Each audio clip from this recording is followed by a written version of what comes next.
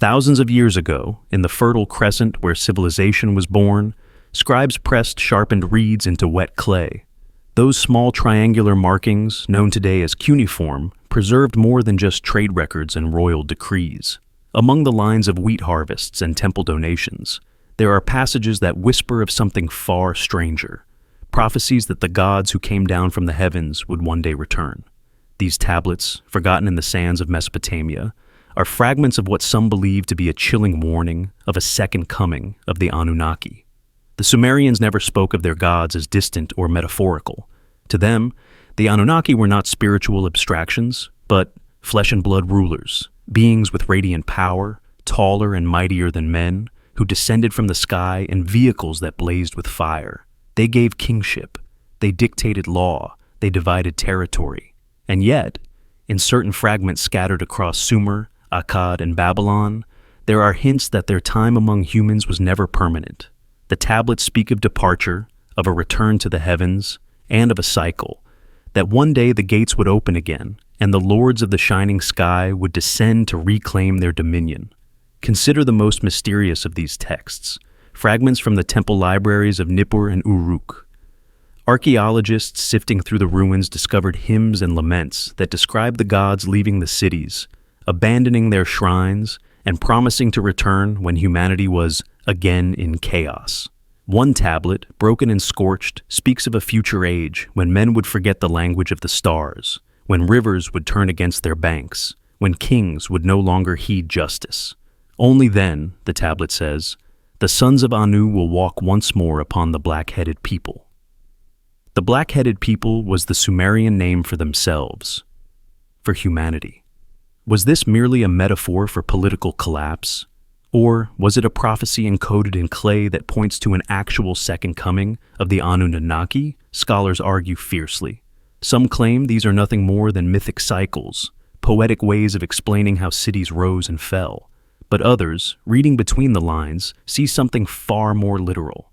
The Sumerians were obsessed with cycles, astronomical cycles, planetary orbits, repeating patterns in the heavens.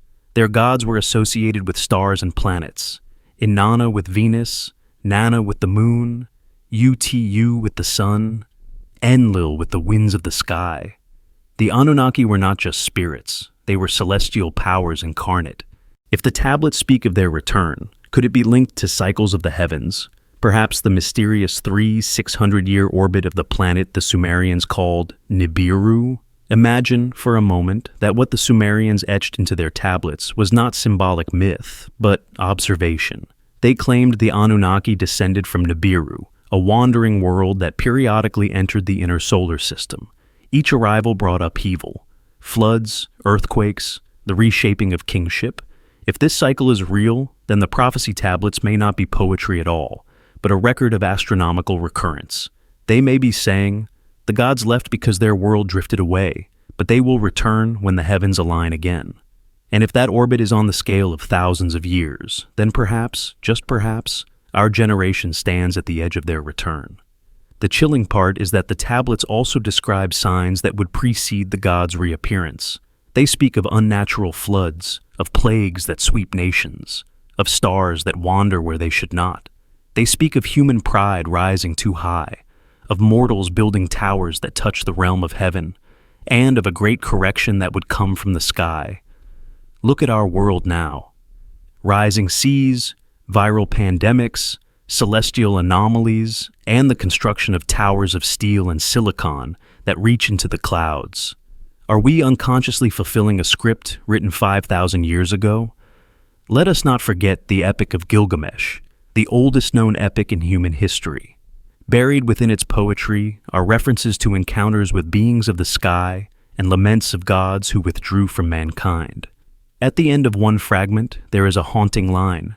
He who has seen all shall see again, for the watcher returns in the appointed time. Some interpret this as metaphor for Gilgamesh himself. Others suggest it is a hidden echo of the prophecy of divine return. Could it be that the ancients encoded their warnings in myths so that only those with eyes to see would understand? Archaeologists who have studied the prophecy tablets often admit their frustration. Many are incomplete, cracked, burned in ancient fires, or washed by the Tigris. And yet, even fragments are enough to hint at an unsettling pattern. A hymn from describes Anu's sons descending in brightness after a great silence of generations. A lament from Eridu warns of a second visitation when men shall be as children and forget their makers. A text from Babylon speaks of a shining chariot that would again rest upon the ziggurat. Different cities, different scribes, yet the same refrain. The gods who came before will one day return. Now, imagine the impact of such a belief on ancient people. If you lived knowing your rulers were not human but heavenly, and that they might return at any moment, would it not shape your entire civilization? It did. Every temple, every ziggurat, every offering was prepared as if for inspection, as if at any moment the gods might descend from the skies. And here is the deeper thought. What if we, modern humanity, are still living under that shadow? What if, deep in our collective memory, we have never escaped the expectation of a return? Our religions, our apocalypses, our obsession with the stars, are these not echoes of that same Sumerian prophecy, reshaped across cultures and millennia? Take, for example, the Book of Revelation in the Christian Bible, the imagery of thrones descending, stars falling, angels returning to judge the nations. How different is this from the Sumerian vision of the Anunnaki reclaiming kingship? Or consider the Hindu cycles of the Yugas, in which gods return in each age to reset the balance of the world. Or the Mayan prophecy of the return of the feathered serpent. All these stories, scattered across continents, seem to echo the same core narrative. The gods left, but they will return. Could all these be cultural descendants of that first seed planted in Sumerian clay? And so we ask, what if the return is not only prophecy, but process? What if it has already begun? In recent decades, UFO sightings have surged, acknowledged not only by ordinary people, but by militaries, pilots, and governments. Strange craft move through our skies with impossible speed. As though surveying, genetic science accelerates, echoing the ancient tales of humanity being fashioned by divine hands. Artificial intelligence rises, promising to reshape human destiny, much like the old gods once reshaped cities and empires. Each of these could be interpreted as signs, the fulfillment of a pattern foreseen in the tablets. Not a sudden apocalypse, but a slow unveiling of forces that have always been waiting. But here is the darkest twist of all. The prophecy tablets do not necessarily speak of return as salvation. They speak of return as reckoning. When the Anunnaki come again, it is not to comfort humanity, but to judge it, to reclaim what was once theirs. If they shaped us as workers, as servants, as experiments, what will they demand of us now? If we are still their creation, their property, then the second coming is not liberation, but repossession. And perhaps even our religions have been softened echoes of this truth, preparing us to accept the idea that when the skies open and the lords descend, we will kneel, not resist. Picture the scene. A bright light in the sky, not a star, not a plane, but something ancient, something familiar in ways we cannot explain. Imagine the resonance in the human psyche, the buried memory of clay tablets suddenly awake in our DNA. The tablets warned, the priests sang, the scribes etched, but we ignored them, dismissed them as myth. Now imagine the fulfillment, the sons of Anu walking once again among the black-headed people. Would we even recognize them? Would we call them aliens, gods, angels, or invaders? And would it matter? When their presence alone would rewrite everything we believe about history, about power, about ourselves. There is another layer to these prophecies that scholars often overlook. Many of the tablets are not direct proclamations, but encoded messages hidden within hymns and rituals. The ancients often disguised dangerous knowledge in the form of songs or prayers so that only initiates could understand their true meaning. When a hymn praises Enlil for closing the gate of the skies and opening it again at the end of days, is this not a veiled reference to the departure and return of skyborn beings? When a prayer laments that the bond between heaven and earth is broken until the rightful lords restore it, what bond is being described? Could it be a literal tether between worlds, severed once but destined to reconnect? Even more intriguing is the way later cultures inherited these ideas. In Babylonian texts, we see prophecies of Marduk's return, riding upon a celestial chariot of fire. In Assyrian inscriptions, kings describe themselves as guardians of knowledge left behind by the gods, awaiting the day when their teachers come again. The Hebrews, exiled in Babylon, absorbed these myths into their own writings. The concept of divine return, of heavenly judgment, echoes directly from Sumer into the apocalyptic traditions of the Bible. In this way, the prophecy tablets became seeds that sprouted across civilizations, shaping visions of the end times from the Middle East to the farthest corners of the earth. But perhaps the most disturbing interpretation is scientific. Imagine that the tablets were not prophecy in the sense of superstition, but records of a cosmic cycle. The Sumerians were astonishingly advanced astronomers. They mapped the movements of planets, predicted eclipses, and tracked star cycles with precision. If they wrote that the gods would return in a certain age, perhaps they were not predicting with mysticism, but calculating with astronomy. What if they knew of a celestial body whose orbit carried it away for millennia, only to swing back into proximity with Earth? What if Nibiru, or whatever name it truly bore, was not a myth, but a world whose inhabitants once visited us and promised to return when their path crossed ours again? Now, consider the alignments of our time. Astronomers today detect objects at the edge of the solar system, distant, dark, and massive enough to tug on the orbits of known planets. Some call it Planet 9, others a phantom planet. What if this is the same body the Sumerians knew? And what if its return, hidden behind veils of modern skepticism, is the fulfillment of the clay prophecies? Could the surge in UFO sightings, the growing fascination with contact, the sudden global interest in space exploration, all be subconscious responses to a reality our ancestors already warned us about?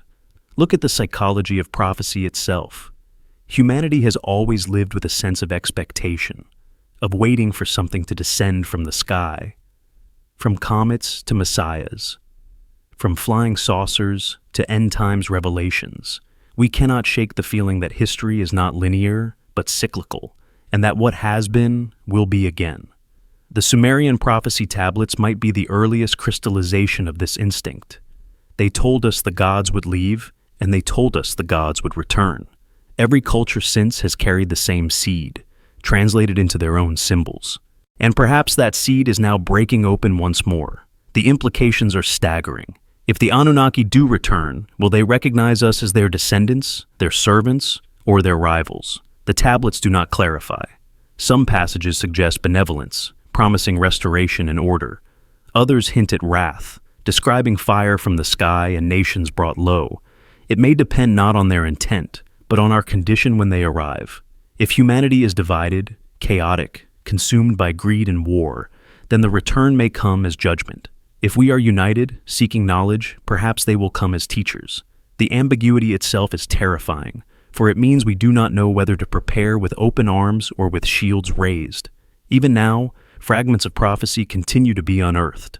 In 2018, a damaged tablet from Sipper was re-examined with modern imaging technology. Beneath layers of grime, faint cuneiform signs emerged that scholars had missed for a century. The lines read, "The day will come when the watchers of the sky return, when mankind is weighed upon the scales." What does it mean to be weighed? Is it symbolic judgment or something literal, like the evaluation of genetic material, of our technological progress, of our worthiness as a species? Each discovery adds another shiver to the spine of human history, reminding us that the ancients spoke with a clarities we ignore at our peril. Perhaps the strangest part of all is how the tablets end. Many prophecies break off mid-sentence, as though time itself silenced the scribe. Others end in cryptic warnings. Prepare the temples. Hide the knowledge. Do not forget the names of the stars. Why such instructions? Did they know their civilization would collapse before the return? Did they fear humanity would forget the warning, and so they carved reminders for a distant generation? Our generation? If so, then the weight of their message now rests on us. Their voices echo through 5,000 years of silence, and the echo is growing louder. So we return to the question, were the Sumerian prophecy tablets mere mythology, or were they warnings of a real second coming? If they were warnings, then the return of the Anunnaki is not a matter of if, but when. And perhaps, if the signs around us are true, that when is now. Across the deserts of Egypt, the jungles of Central America, the highlands of Peru, and the stones of Mesopotamia, a strange pattern has begun to emerge. Modern witnesses, pilots, soldiers, tourists, locals, report the sudden appearance of unidentified skycraft, hovering not just anywhere, but specifically around ancient sites. Temples, pyramids, and ruins that once were the dwelling places of gods now seem to attract mysterious lights and silent machines that defy explanation. What does it mean when the skies above our oldest monuments begin to stir again? Could it be the fulfillment of the ancient prophecies? Or are we watching a return that is already underway? In Egypt, near the pyramids of Giza, multiple reports have surfaced of glowing orbs maneuvering with precision over the plateau. Some describe them as silent spheres of light, others as triangular craft with shifting colors. Archaeologists working late into the night whisper of shadows passing across the stars, of lights descending to hover directly above the Great Pyramid. Tourists with smartphones have captured shaky footage, most dismissed, some quickly suppressed. But why here? Why at the tombs of kings who called themselves sons of the gods? Could it be that the skycraft are revisiting the very places where their presence was once recorded in stone? The same pattern appears half a world away in Central America. The ruins of Teotihuacan, the city of the gods, have long been shrouded in mystery. Legends say it was not built by ordinary humans, but by divine architects. Today, strange objects streak across the Mexican sky above the Pyramid of the Sun. Witnesses describe metallic discs, darting silently, vanishing in bursts of light. Local researchers point out that these sightings spike during solstices and equinoxes, when the alignment of the pyramids with the heavens is at its peak. Is it coincidence that skycraft appear when the ancient temples once used as astronomical instruments align perfectly with the stars? Or is it deliberate, as though unseen watchers are returning to check the calibrations they themselves set thousands of years ago? Consider the Nazca lines of Peru, enormous geoglyphs carved into the desert floor, visible only from the sky. For decades, people have asked, who were they made for? Recently, reports from the region describe fast-moving luminous objects sweeping silently above the desert, tracing paths that mirror the ancient figures of birds and serpents below. Pilots flying over Nazca have reported radar interference, their instruments scrambling as objects approach. Could it be that the same intelligence that once instructed humans to carve messages into the earth is now returning to observe their handiwork? And if so, why now, after millennia of silence? The pattern extends beyond the Americas and Egypt. In the ancient lands of Mesopotamia, modern-day Iraq, near the ruins of Ur and Babylon, soldiers stationed during recent wars reported strange encounters. At night, glowing shapes appeared in the sky, moving without sound, hovering over ziggurat ruins. Some claim to see beams of light descend into the ruins themselves. Military reports exist, but remain classified. To the Sumerians, these ziggurats were stairways to the heavens, built for the gods to descend. Now, in the same places, silent craft return. Is this coincidence or continuity? Skeptics argue that sightings near ancient sites are just products of imagination, tourist hysteria, or the desire to attach mystery to old stones. But the sheer volume of consistent testimonies paints a different picture. Thousands of people across the globe report skycraft near monuments that are thousands of years old. Why would hallucination or misinterpretation focus so specifically on sacred ground? If UFOs appear randomly, then why again and again do they hover above the temples, the pyramids, the places of prophecy? Unless perhaps they are not random at all. Perhaps they are deliberate. Perhaps they are revisits. There is a chilling possibility. What if these sites were never simply human monuments, but markers? Beacons built in collaboration with sky beings long ago, designed as coordinates? Imagine the pyramids not as tombs but as lighthouses, broadcasting signals into the cosmos. Imagine Stonehenge not as a calendar but as a landing pad, its circular stones aligning energy grids invisible to us. Imagine the Nazca lines not as art but as a map, instructions carved into the earth so that returning craft could orient themselves. If that is the case, then the increase in sightings is not random. It is the awakening of a map long dormant, now being followed once again. Technology today allows us to capture more of these sightings, but it also allows them to be dismissed more easily. Governments release declassified footage showing objects without wings, without engines, moving at speeds beyond our physics. Yet, the most disturbing reports are the ones tied to specific coordinates. Coordinates that match our most ancient sanctuaries. Could the skycraft be scanning, measuring, activating something dormant beneath those stones? We know many ancient temples are built on powerful telluric lines, intersections of Earth's energy. If the Anunnaki or other sky beings once harnessed these sites as energy hubs, are the modern sightings evidence that those hubs are being reawakened? Let us push deeper. Consider that nearly every ancient culture describes their monuments as gifts from the gods. The Egyptians said the pyramids were aligned by divine command. The Mayans said their temples were places where gods descended in fire.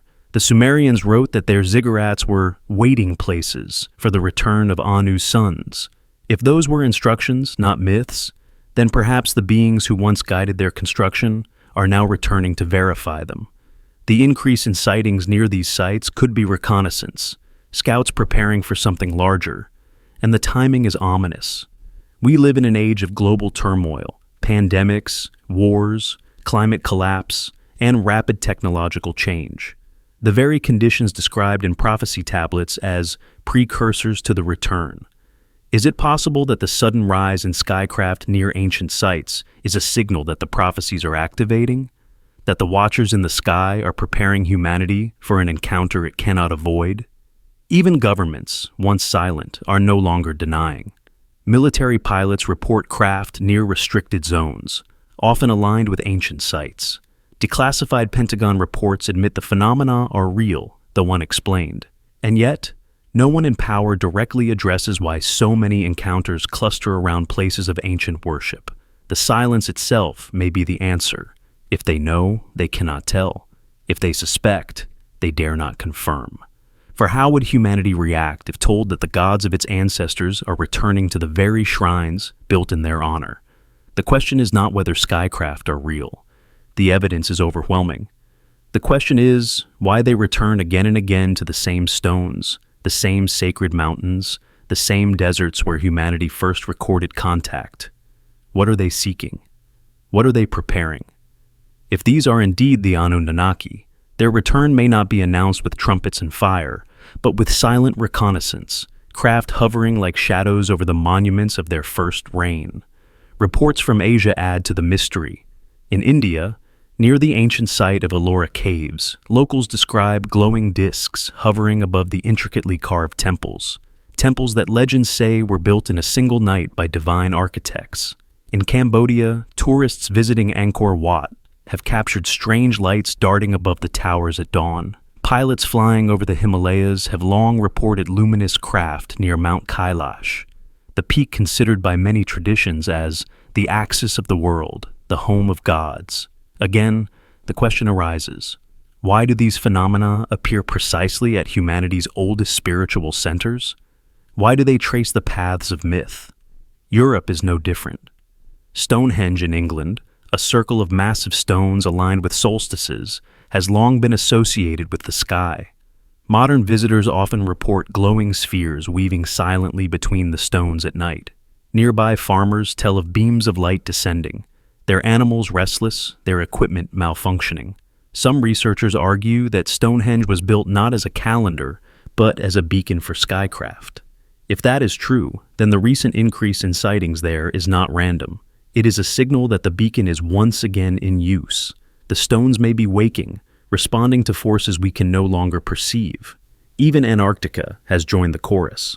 Satellite imagery and pilot reports speak of strange anomalies near buried ruins under the ice, structures that resemble temples, now hidden for millennia. Military expeditions to the continent have reported unidentified craft appearing and vanishing over the ice fields, some hovering near mountain ranges that hide enigmatic structures beneath. Could it be that even the frozen south holds remnants of a forgotten age, and that the skycraft return to all corners of their former empire? Another layer emerges when we consider energy. Many of these ancient sites sit upon geomagnetic anomalies, where the Earth's energy fields are unusually strong. Modern science detects these as magnetic hotspots, but ancient builders seem to know them instinctively. Temples, pyramids, and circles were placed exactly on these points. When craft appear above them today, instruments record fluctuations, as if energy is being drawn or activated. Could the skycraft be using the sites as charging stations, just as their builders once intended? Are the monuments not relics, but technology, machines of stone waiting for reactivation? The rise in sightings also correlates with times of human crisis. In eras of great war or upheaval, appearances spike. During World War II, pilots spoke of Foo Fighters, mysterious lights that followed their aircraft, often near ancient European cities. In the Gulf War, soldiers near Babylon described glowing shapes above the ruins.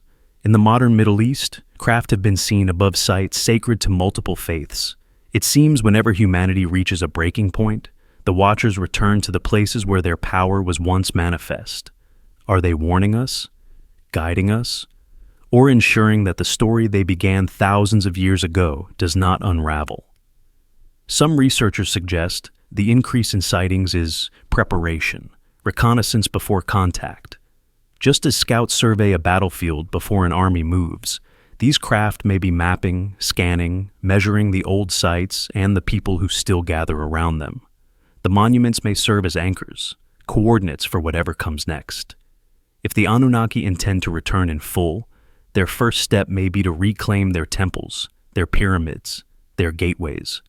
The fact that sightings cluster there is not coincidence. It is ownership being reasserted. And here lies the most unsettling thought. What if these sites were never built for us? What if humanity were the caretakers, the maintenance crew, tending shrines not to our gods, but to theirs? In that case, the sudden return of skycraft is not visitation, it is inspection. The lords of the sky may be checking whether their monuments remain aligned, whether their signals still broadcast, whether their servants have obeyed. Seen this way, every sighting is not wonder, but warning. The owners have returned to check their property. The connection between the ancient and the modern grows clearer with every passing year. In the skies above our oldest monuments, the silence is breaking. Lights move where no lights should. Machines appear where no machines belong. And always, always they are drawn to the stones that once rang with prayers to the gods. Perhaps those prayers were not abandoned. Perhaps they are being answered, slowly, silently, in ways we are only beginning to see. If the increase continues, it may only be a matter of time before the watchers no longer limit themselves to lights in the night sky. Perhaps they will descend again, as they did in Sumerian times, and stand upon the temples we once built for them. If that day comes, we will understand what the ancients meant when they wrote of return. Not myth, not symbol, but the literal descent of powers that once ruled us, now reappearing above the ruins of their first dominion. The rise in sightings near ancient sites is not just coincidence, it is a pattern. And if we read the pattern carefully, it tells us something terrifying. The gods of old are circling their monuments again. Their return may not be prophecy any longer. It may be the present reality, playing out above us, one glowing craft at a time. In the deserts of Mesopotamia, where civilization itself was born, the earth has begun to stir once more. Regions long silent, where the sands bury temples and ziggurats, are suddenly trembling with strange earthquakes. These are not the ordinary quakes caused by shifting tectonic plates. Seismologists studying the region report anomalies, tremors that emerge with no clear epicenter, vibrations that ripple as though something beneath the ground is awakening. In places where Sumerians once inscribed their warnings about gods descending from the heavens, the soil now shakes, as if those prophecies are being remembered by the earth itself. What are these earthquakes telling us? And could they be tied to the return of the Anunnaki? Modern maps of seismic activity show curious patterns. Fault lines that should remain stable are suddenly active. Quakes appear in clusters near ancient ruins, Uruk, Eridu, sites that once hosted the grand temples of the Anunnaki. At night, locals whisper of distant rumbling beneath the sands, as though something massive is shifting in the dark. In some cases, the tremors are accompanied by strange lights in the sky, or electromagnetic disturbances that cut out radios and cell phones. The pattern suggests not random tectonic activity, but deliberate movement, something under the surface causing the land to convulse. Some researchers suggest that the deserts of Mesopotamia may hide vast structures buried beneath the sands. Satellite scans have hinted at geometric anomalies, lines and shapes too regular to be natural, resembling massive underground complexes. Could these earthquakes be the result of reactivation? If ancient structures built by the Anunnaki lie beneath the desert, dormant for thousands of years, then sudden tremors may not be natural disasters at all.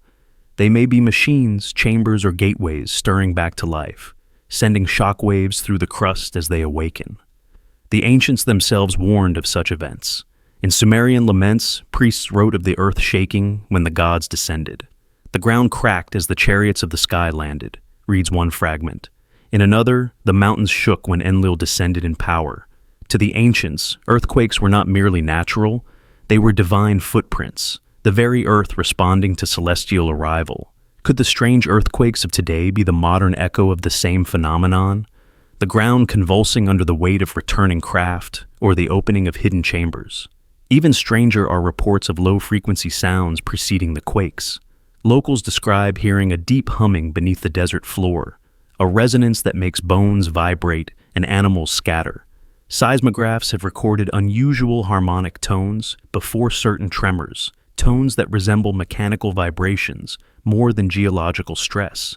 If the ground is singing with mechanical hums, then what is buried beneath Mesopotamia, and why does it sound as though it is alive?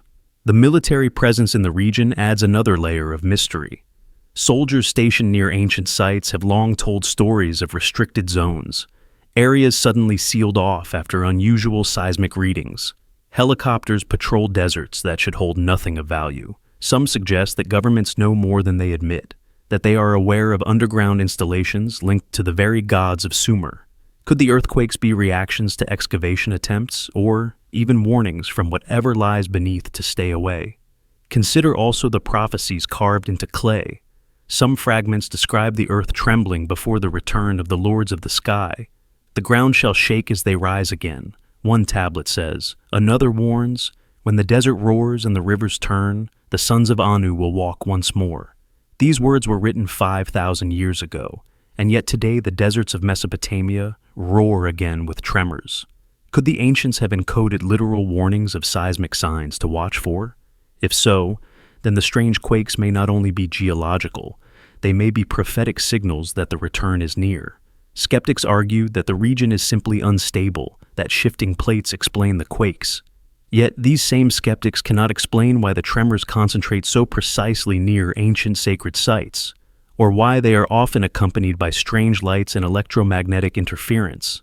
Natural earthquakes do not typically shut down electronic devices or produce glowing spheres in the night sky. The combination of seismic and aerial anomalies suggests a deeper cause, something both below and above, hidden but active. One theory suggests that massive underground chambers, once sealed, are cracking open under shifting sands. If the Anunnaki built vaults to store their technology, or even their very beings in suspended states, then the quakes may be the sound of those vaults reopening. The ancients described the gods as sleeping in the earth when they departed. Could the earthquakes be the sound of their awakening? Chambers hissing open beneath the dunes, preparing for emergence? Imagine for a moment that deep below the deserts lie colossal machines, built of stone and metal, engines of a forgotten age. For millennia, they have slept, silent under sand. Now, one by one, they stir. Pistons long dormant grind again, gears turn, power surges through ancient circuits. The result is not only tremors, but resonances felt for miles, waves that ripple up into the surface world. Humanity, hearing only earthquakes, mistakes them for natural events. But in truth, something ancient is moving. Satellite images have revealed massive sinkholes forming suddenly in Mesopotamia, some swallowing entire stretches of desert overnight. Geologists say these are collapses of underground caverns. But what carved those caverns in the first place? If they are not natural, but remnants of ancient architecture, then their collapse may be signs of forgotten cities or temples re-emerging. Could the earthquakes be forcing ancient structures to the surface, preparing to reveal a history buried under millennia of sand? And then there are the rivers. The Euphrates and Tigris, lifeblood of Mesopotamia, have begun to dry and shift in ways not seen for centuries. In some places, the ground shakes before the water recedes, as if something beneath the riverbed is pulling at the earth. Prophecy warns that when the Euphrates runs dry, great powers will rise again. Combined with the strange earthquakes, this prophecy takes on chilling weight. Are we witnessing the very conditions the ancients foretold as heralds of the return? The psychological impact on local populations is immense. Villages report fear, dreams of gods rising, visions of fire and light in the night sky. Oral traditions passed down for generations suddenly gain new relevance, as people recall stories their grandparents told of gods beneath the desert. It is as if the earth itself is awakening not only old machines, but old memories. Strangely, these dreams are often shared, spreading from one person to another, as if the land itself is imprinting visions into the minds of those who live upon it. Could it be that the return is not only geological, but psychological, a reactivation of memory encoded in humanity itself? The rivers too add urgency. As the Euphrates dries, exposing ruins long submerged, more tremors follow. Ancient temples once hidden beneath mud emerge into the sun, cracked by earthquakes, revealing inscriptions that speak of return. In Revelation, a text influenced by Mesopotamian prophecy, it is said, "When the Euphrates dries, the kings of the east are released." Combine that with Sumerian warnings of trembling earth, and we have a chilling formula: dry rivers, shaking deserts, and the release of ancient powers. This is not mere coincidence. It is prophecy unfolding in geology. Some have argued that the tremors are deliberate signals. If beings beneath the desert wish to announce their presence without yet revealing themselves, they could use the earth itself as their voice. Each quake could be a knock upon the door of human consciousness, saying, "We are still here, waiting, preparing." And if that is the case, then the frequency of tremors may be a countdown, each wave a step closer to revelation. Global powers are not blind to this. Rumors persist of excavation projects disguised as oil drilling, of ancient artifacts removed under military escort. Whispers tell of technologies unearthed that should not exist, metal alloys that resist decay, crystalline structures humming with energy. Could the earthquakes be not only awakening, but resistance, the land itself rebelling against intrusion? If vaults or machines were meant to remain sealed until a cosmic alignment, then human digging may be triggering instability, forcing the ancient mechanisms to respond. And if so, the danger is double. Not only do the earthquakes hint at awakening, they may also serve as warnings. If the Anunnaki are returning, they may not welcome humanity disturbing their resting places. The tremors could be the first stage of retaliation, small demonstrations of force, shaking the land to remind us of its true masters. What we call natural disaster may in fact be controlled, measured, a display of power designed to humble us before the real arrival.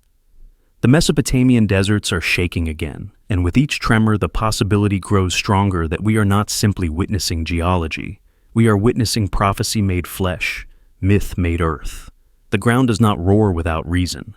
Something beneath is stirring, something that has slept for thousands of years. When it finally breaks the surface, humanity will face the truth of its oldest stories, that the gods of Sumer were never gone, only hidden, and that the earthquakes are the first sign that they are rising once more. Across Iraq, in the cradle of Mesopotamia, where the first cities rose, something unusual is unfolding. Regions once open to locals and archaeologists are suddenly being closed off, sealed by military cordons and government orders. Entire areas vanish from public access, marked as restricted or off-limits. At first, the excuses sound familiar: security concerns, terrorism, instability. But those who live near these zones whisper a different story. They speak of strange activity, of soldiers guarding not just land, but secrets. And they point to one unsettling pattern. Many of the lockdown areas sit directly atop the ruins of the ancient Sumerian world, the very places where the Anunnaki were once said to have walked among men. Consider the ancient city of Ur, birthplace of Abraham, and once a sacred center for the moon, god Nana. Archaeologists had been working there quietly for decades, uncovering temples and ziggurats. Then, suddenly, large sections were closed under the justification of preservation and security. Local workers reported foreign military presence, not simply Iraqi guards. Convoys moved equipment in and out at night, and strange lights were seen near the ruins. What was being secured so tightly? Why would foreign forces care so much about a half-buried temple thousands of years old? The same story emerges in Babylon. Once a tourist attraction showcasing the glory of Nebuchadnezzar's palace, the site was abruptly sealed off during the early 2000s by occupying forces. Heavy machinery was brought in, digging in places far from the official excavation sites.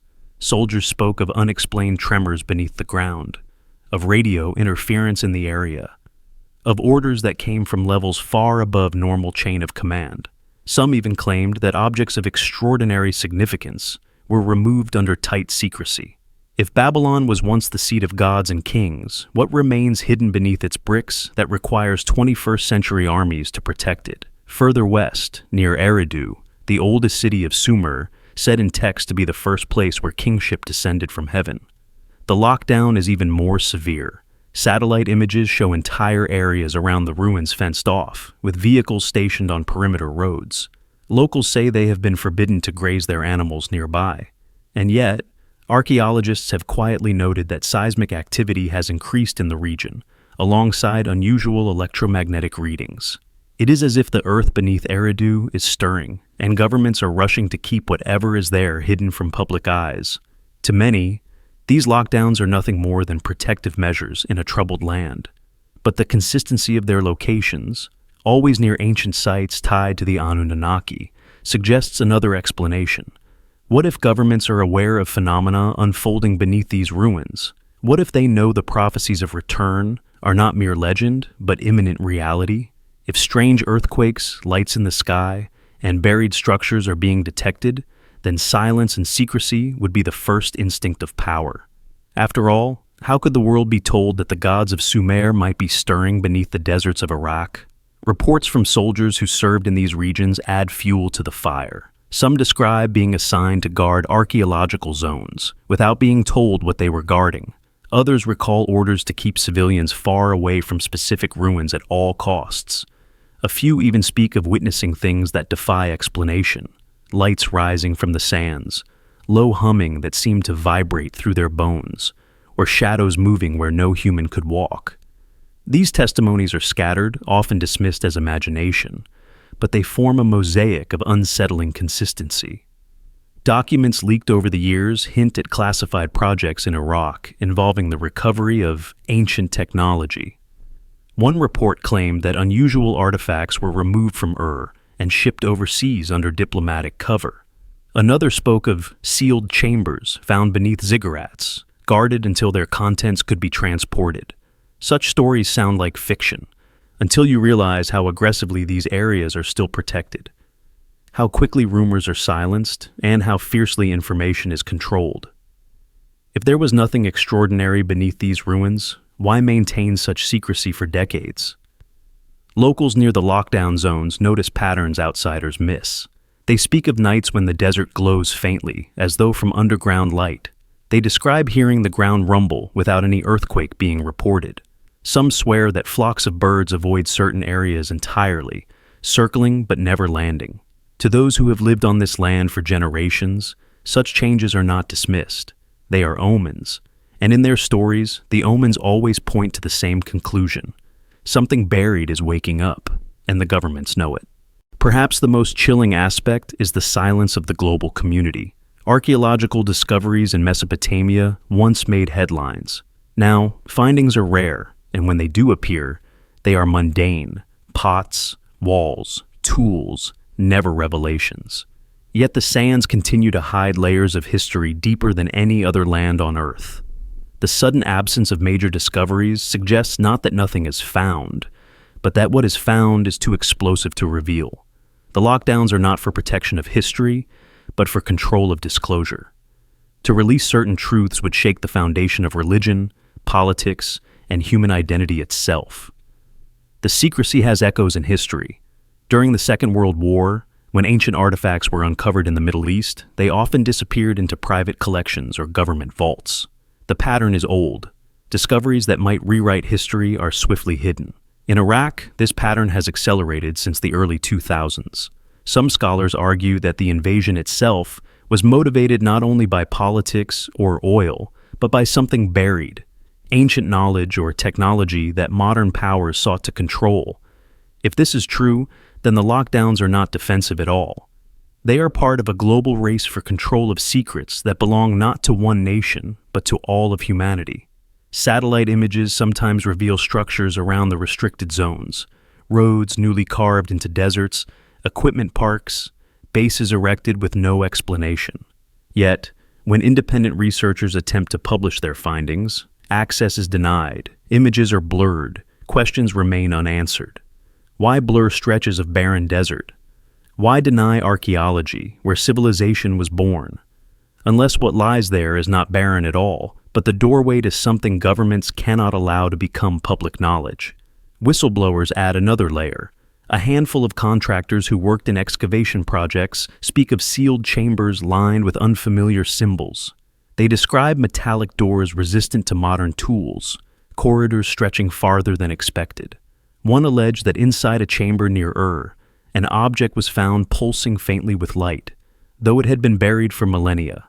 Such claims cannot be verified, but they align eerily with ancient texts that describe divine weapons, heavenly tablets, and chambers of the gods, repositories of knowledge and power hidden beneath the earth. Why Iraq? Because Iraq is Mesopotamia. The Sumerians called it the land between the rivers, the place where heaven and earth first met. If the Anunnaki left anything behind, it would be here, and if their return is underway, then these regions would be the first to stir. Governments know this. That is why, while the world looks elsewhere, soldiers guard ruins under orders not to explain, scientists publish nothing of consequence, and the sands themselves remain off limits. The cover is as vast as the desert itself. Some believe the lockdowns are less about suppression and more about preparation. That governments are not hiding the return, but negotiating it. If Anunnaki vaults are opening, leaders may be in contact, forging secret agreements, offering silence in exchange for technology. It would explain the sudden leaps in fields like artificial intelligence, aerospace, and genetics, advancements that seem to arrive faster than human ingenuity alone could produce. Could these be gifts from ancient gods in exchange for secrecy? If so, the lockdowns are the visible tip of an invisible pact, one that binds humanity's rulers to powers older than civilization itself. The silence from academic institutions is deafening. Universities once raced to publish findings from Iraq's ruins. Today, publications are sparse, heavily filtered, and always ordinary. No revolutionary discoveries, no shocking revelations. Yet, we know the Earth still hides layers untouched.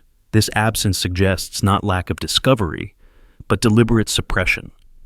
Knowledge is not being lost, it is being hoarded. Locked down not in deserts alone, but in vaults and laboratories across the world, where only the few are allowed to see. Locals pay the price for this secrecy. Families displaced from villages near excavation zones are told it is for their safety. Farmers lose land they have tended for generations, and when they ask why, they are told nothing. To them, the truth is obvious. The governments are not guarding against people. They are guarding against revelation. The ground is changing, the air is charged, and their ancestral lands are no longer theirs. Something buried has been claimed, and the people who live above it are pawns in a larger game. The deeper fear is that when the Anunnaki return, governments will attempt to control the narrative. They will present the return not as fulfillment of prophecy, but as discovery or even threat, framing it in terms of politics and power. They will seek to mediate humanity's response, not allow people to see the truth directly. This is why the lockdowns are so dangerous. They are not only physical restrictions, but spiritual ones, severing humanity from its own origins, keeping us blind to the gods who shaped us. And yet, secrecy cannot last forever. The earth itself is restless. Tremors shake the sands, rivers dry and shift, lights appear in the skies above the ruins. No army can guard the entire desert. No government can suppress the sky. When the moment comes, when the ground opens and the Anunnaki rise, the truth will overwhelm every lock and every chain. The lockdowns will collapse like sand walls against a flood, and the people will see what their rulers tried so hard to hide, that the makers of mankind were never myth, and that their return has already begun.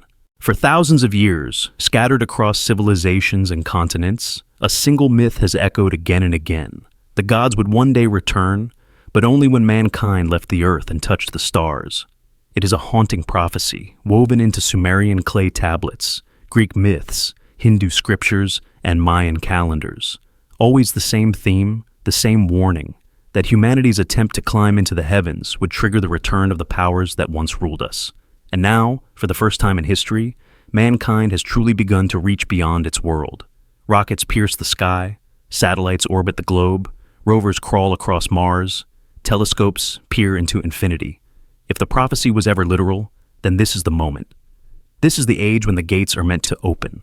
The Sumerians told of Anu, Enlil, and Enki, gods who descended from the heavens to shape mankind. In fragments of their myths, there are cryptic references to the gods withdrawing until man ascends into the abode of the sky.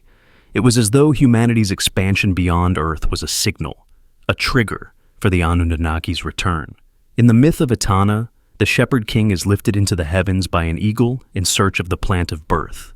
Some scholars read it as a parable, others see it as a prophecy, man reaching into space, reclaiming the forbidden realm, and by doing so, summoning back the ones who first ascended. In Greek myth, there is the tale of Icarus, who flew too close to the sun. To most, it is a parable of hubris. But to those who read deeper, it is also a warning. The attempt to reach the heavens invites the wrath of the gods. Prometheus steals fire from Olympus, only to be punished eternally. These myths, repeated in different tongues, echo the same pattern. When mankind reaches upward, when it claims the sky for itself, the gods return, not with blessing, but with judgment.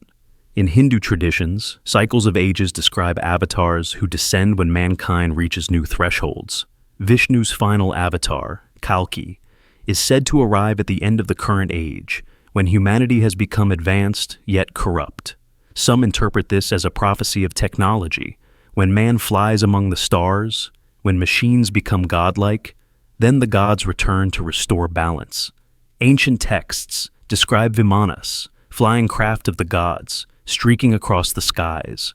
If these stories were memories of actual encounters, then the return of such craft may come precisely when humanity imitates them, when our rockets and shuttles mirror the vehicles of the divine. The Mayan Popol Vuh tells of gods who came from the heavens to shape mankind from corn. It also hints that the gods would return when mankind sought to climb the heavens themselves. The Mayan calendar, ending in 2012, was interpreted by some as the marker of such a cycle. Though the world did not end, space exploration surged in the decade that followed. Private companies launched rockets, nations planned colonies on Mars, telescopes revealed thousands of new worlds. Perhaps the prophecy was not about destruction, but about a threshold. Humanity has begun to do what only gods once did, to walk in the skies. And perhaps the Watchers have taken notice. Even Norse myth holds a clue.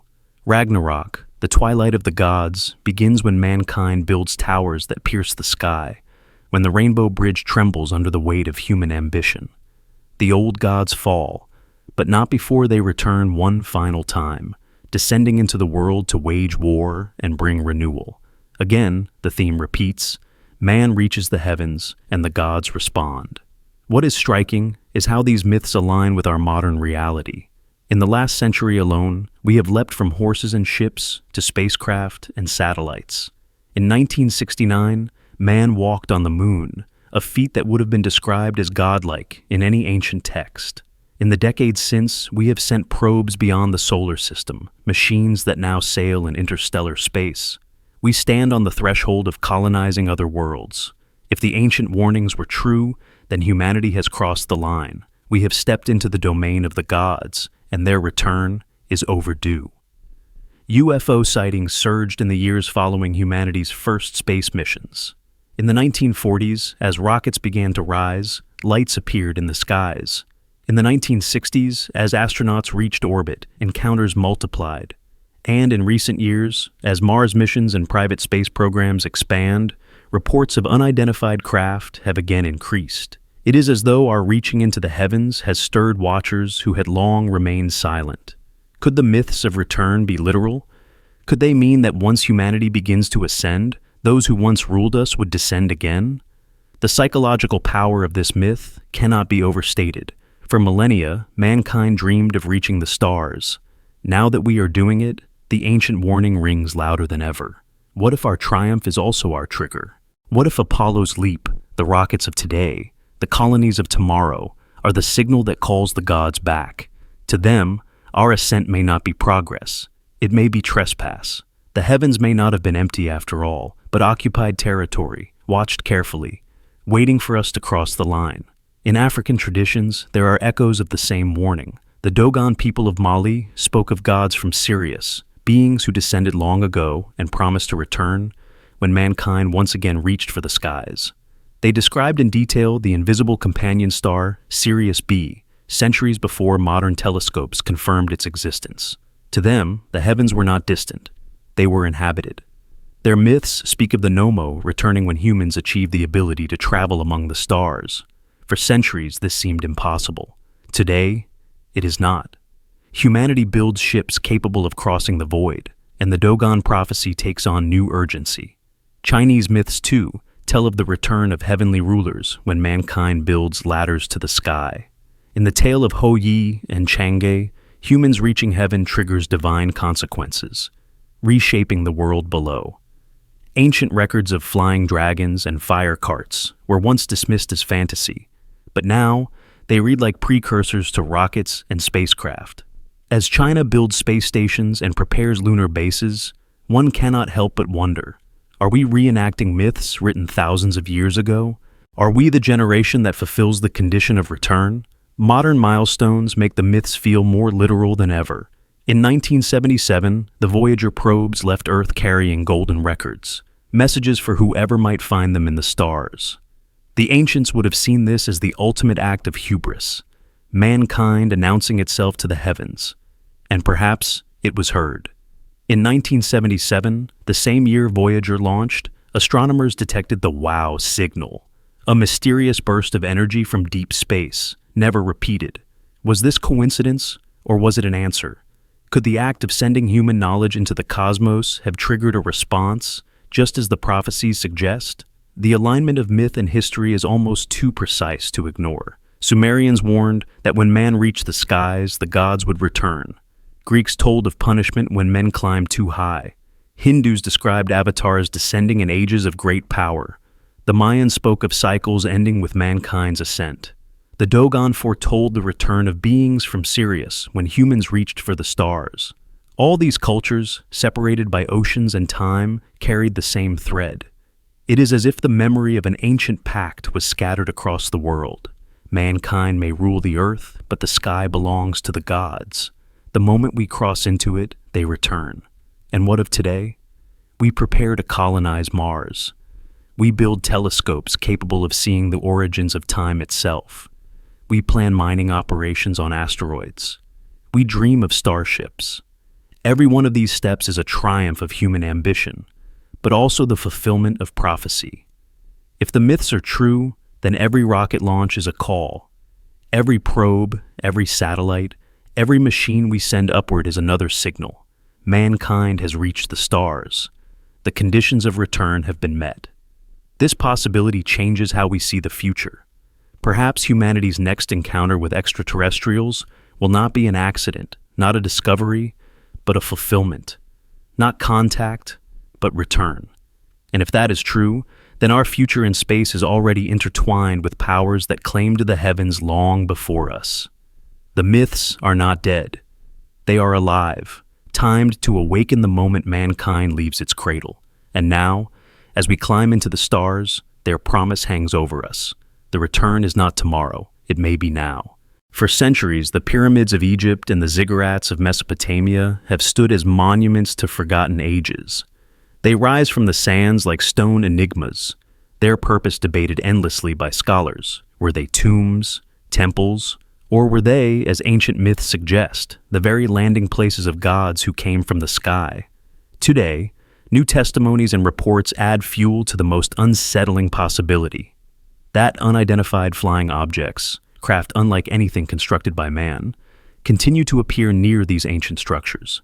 The sites where humanity once met its gods may once again be the focal points of encounters from above. In the shadows of the Great Pyramid of Giza, tourists have filmed luminous orbs gliding silently across the desert sky. At first mistaken for drones or aircraft, the objects moved with impossible precision, darting at angles no human machine could match. Some hovered directly over the pyramid, bathing the stones in a pale, unnatural light. Others vanished in bursts of speed, disappearing before the human eye could follow. Security forces dismiss the sightings as tricks of light, yet the videos circulate online, each one another piece of evidence that something watches the pyramids still. Ziggurats tell the same story. In Iraq, near the ruins of the Great Ziggurat of Ur, soldiers have reported glowing objects descending silently in the night. Witnesses describe discs of light hovering above the ancient staircase temple, the very structure said to have been built as a gateway between heaven and earth. Locals whisper that beams of light descend into the ruins themselves, as though scanning or activating something buried beneath. Officially, nothing is acknowledged. Unofficially, the testimonies multiply, told in hushed tones by those who swear they saw what human words can barely describe. The pattern is global. In Mexico, craft appear near Teotihuacan's Pyramid of the Sun, long believed to be a place where gods touched earth. In Guatemala, strange lights dance above Mayan temples deep in the jungle. In Cambodia, tourists at Angkor Wat have filmed glowing spheres floating silently above the towers, then vanishing into the night sky. Again and again, the same architecture draws the same presence. The monuments built as homes for gods now attract craft that resemble the chariots described in ancient texts. Why these places? Skeptics argue coincidence. Believers argue continuity. If the pyramids and ziggurats were once landing platforms, energy hubs, or markers for sky beings, then their reappearance now suggests something more than curiosity. It suggests reactivation. The watchers are returning to the places they first descended, testing the stones, measuring the alignments, preparing for something larger. The myths of gods descending in fire may not belong only to the past. They may be descriptions of exactly what is beginning to unfold again. Tourists tell of more than lights. Some describe hearing a low hum as objects pass overhead, a vibration that seems to come from the stones themselves. Others say their cameras malfunction, batteries drain, electronics fail in unison. These are hallmarks of electromagnetic interference, phenomena long associated with UFO encounters. Yet here they appear not in random skies, but in the presence of monuments 5,000 years old. Could the craft be drawing power from these structures? Could the pyramids and ziggurats be more than stone, machines built to resonate with energies the sky beings once used? History holds hints.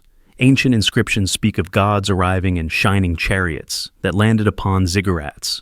Egyptian texts describe shafts within pyramids aligned to stars, guiding the boats of the gods as they descended. To the ancients, these were not metaphors, they were records. They described what they saw.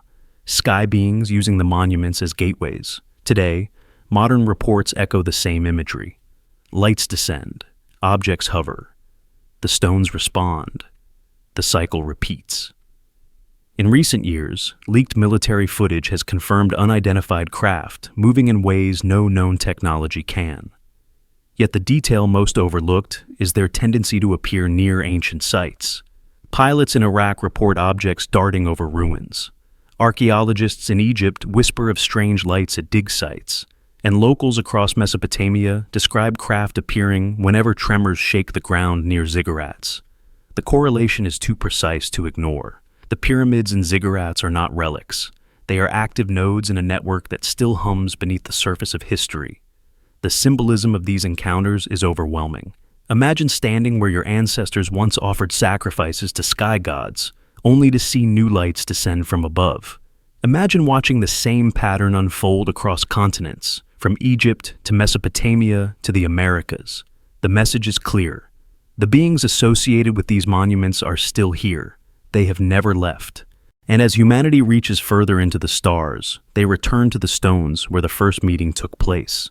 But what do they want? Some believe they are guardians, watching to ensure humanity does not destroy itself before it earns the stars. Others believe they are owners, returning to reclaim what was always theirs. The craft near pyramids and ziggurats may not be friendly observation. They may be reconnaissance. They may be warning. They may be preparation for a revelation that will shatter history. The ancients built monuments to mark the presence of their gods. The appearance of craft above those same monuments suggests the gods are marking their presence once again. The myths warned of return. The tablets spoke of cycles. The temples were aligned to the heavens. And now, as unidentified crafts circle above pyramids and ziggurats, the signs converge. Something is happening in the skies above humanity's oldest sanctuaries. And whether we call them gods, Anunnaki, or watchers, their message is the same. The places of their descent are awakening, and the return has already begun. The Great Pyramid is perhaps the most iconic example. For decades, researchers and tourists alike have claimed sightings of luminous spheres hovering above its apex. In 1986, a group of French tourists reported a triangular craft silently hovering above Giza, its underside glowing with pale light. Their cameras captured nothing but static. But dozens of independent witnesses confirmed the event. Egyptian authorities dismissed the claims, but the story never died. Later, in 2009, multiple videos surfaced online showing glowing orbs circling the pyramid in formation. The footage was debunked by some as digital trickery, but those who were present insist the lights were real. What is undeniable is that such sightings continue, and they are always drawn to the same stones that once defined the meeting place of man and God. Mesopotamian ziggurats tell similar tales. During the Gulf War, soldiers stationed near the ziggurat of Ur reported encounters that defied explanation. Some spoke of discs rising silently from the ruins at night. Others told of beams of light shining downward into the structure, as though activating something within. Declassified accounts remain inconclusive, but the whispers persist. Why would modern military forces care so much about a crumbling staircase of mud brick unless something far greater was hidden there? Why guard ruins so tightly, unless those ruins were more than ruins? Across the Atlantic, the pyramids of the Americas echo the same pattern. At Teotihuacan in Mexico, visitors have captured video of glowing craft darting above the Pyramid of the Moon. At Chichen Itza, tourists reported a metallic disc hovering over the Temple of Kukulkan during the spring equinox. These appearances are strikingly consistent. The craft do not simply wander. They appear at moments of celestial alignment, when the sun and stars line up with ancient architecture, as though following a map left behind by the very beings who once commanded the construction. The alignments themselves are a clue. Pyramids and ziggurats across the world were designed with impossible precision. Their corners aligned to true north, their shafts directed toward specific stars. If they were simply tombs, why the obsession with celestial geometry? Perhaps they were never tombs at all, but beacons, gateways, or markers for the return. If so, then the crafts seen today are not random intrusions. They are the fulfillment of purpose. The monuments were built to attract them, to channel their presence, to serve as anchors for encounters that were meant to recur. Eyewitness accounts also reveal patterns of silence. Tourists who report sightings often find their videos scrubbed from the internet. Soldiers who speak of encounters are dismissed or silenced. Researchers who suggest connections between UFOs and ancient sites find their work ridiculed or suppressed. This suggests not only that the sightings are real, but that those in power are desperate to prevent the pattern from being recognized. For if the world realized that UFOs consistently appear near humanity's oldest temples, then the myth of progress would collapse. We would be forced to admit that the gods of old are not myth at all, but active powers still shaping our reality. The question then becomes, why now? Why in this century, this decade, do sightings surge? Perhaps the answer lies in our own actions. Humanity has begun to launch satellites by the thousands, to plan colonies on Mars, to dream of starships. We have entered the skies as never before. If the ancient myths were correct, that the gods return when man reaches upward, then the timing is perfect. Our expansion into the heavens may have triggered their response. The pyramids and ziggurats, aligned to the stars, now serve as the natural meeting points for this renewed contact. Ancient texts foresaw this. The Sumerians wrote that, "When the bond between heaven and earth is restored, the Lord shall descend upon the stairways once more." The Egyptians spoke of the opening of the Duat, when gods would return through the stars to walk upon their temples again. The Mayans warned of cycles ending with the return of the sky serpents. Each of these prophecies points to the same pattern. Monuments built as bridges will again attract those who descend from the sky. And now, with UFOs reported again and again at these very places, it appears the cycle has begun. Speculation grows darker when considering the possibility of reactivation. If the pyramids and ziggurats were once machines, resonators of energy, transmitters of signals, then modern sightings may be signs that those machines are turning on again. Lights hovering above may not simply be observing, they may be initiating. They may be reawakening systems dormant for millennia. If that is the case, then the monuments are not simply stone, they are technology. And the UFOs above them are not merely curious, they are engineers returning to restart what they once built. The implications are staggering. Humanity has long believed itself the builder of these wonders, but what if we were only the laborers? What if the true architects were the sky beings, and we were only their hands? If so, then the appearance of UFOs today is not intrusion, it is inspection. They are not visiting us. They are revisiting their own work, checking the monuments they left behind as markers of their dominion. And if that is true, then the return is not a future event. It is already here, unfolding in silent craft that circle the stones of our first civilizations. Imagine standing beneath the night sky at Giza, watching luminous orbs trace patterns above the pyramids, their glow casting shadows on stones older than history. Imagine being a soldier at hearing the hum of something vast as it hovers above the ziggurat, the ground trembling with unseen power. Imagine being a tourist in Mexico, seeing a disc hover above a temple, your camera dying in your hand, your heart pounding with the knowledge that myth is real. These are not dreams. These are testimonies, repeated across the world, suppressed yet unstoppable. And they all point to one truth. The gods of stone have not been abandoned. They are being visited again. The world may dismiss these reports, but the pattern is undeniable. UFOs appear, again and again, near pyramids and ziggurats. They appear where myths said they would. They appear where gods once walked, and they appear now, in our time, as though responding to our ascent into the heavens. Perhaps the monuments are awakening, their purpose fulfilled. Perhaps the watchers are returning, their cycle renewed. Whatever the truth, the meaning is clear. The pyramids and ziggurats are not silent. They are speaking again, and their voice is carried on the wings of craft that defy the sky. Across the world's great religions, whispers of preparation stir in places where faith and authority meet. Behind closed doors, within temples, mosques, churches, and monasteries, leaders are beginning to ask questions they once dismissed as heresy.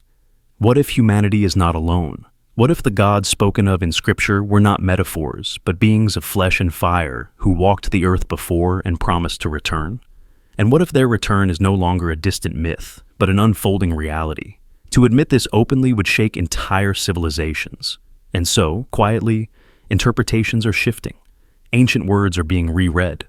Prophecies once thought symbolic are being prepared for a literal unveiling. In the corridors of the Vatican, scholars and priests have debated the implications of life beyond Earth. Officially, the Church has spoken cautiously, suggesting that belief in aliens does not contradict belief in God. But unofficially, there is more. The Vatican's observatory has published papers exploring the possibility of other civilizations.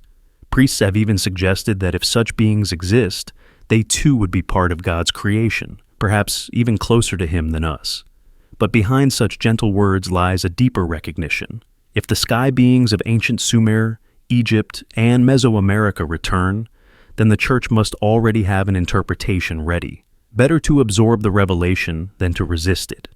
Better to call the Anunnaki angels, or messengers, or a forgotten part of God's design, than to admit the Scriptures may have always hidden a literal truth.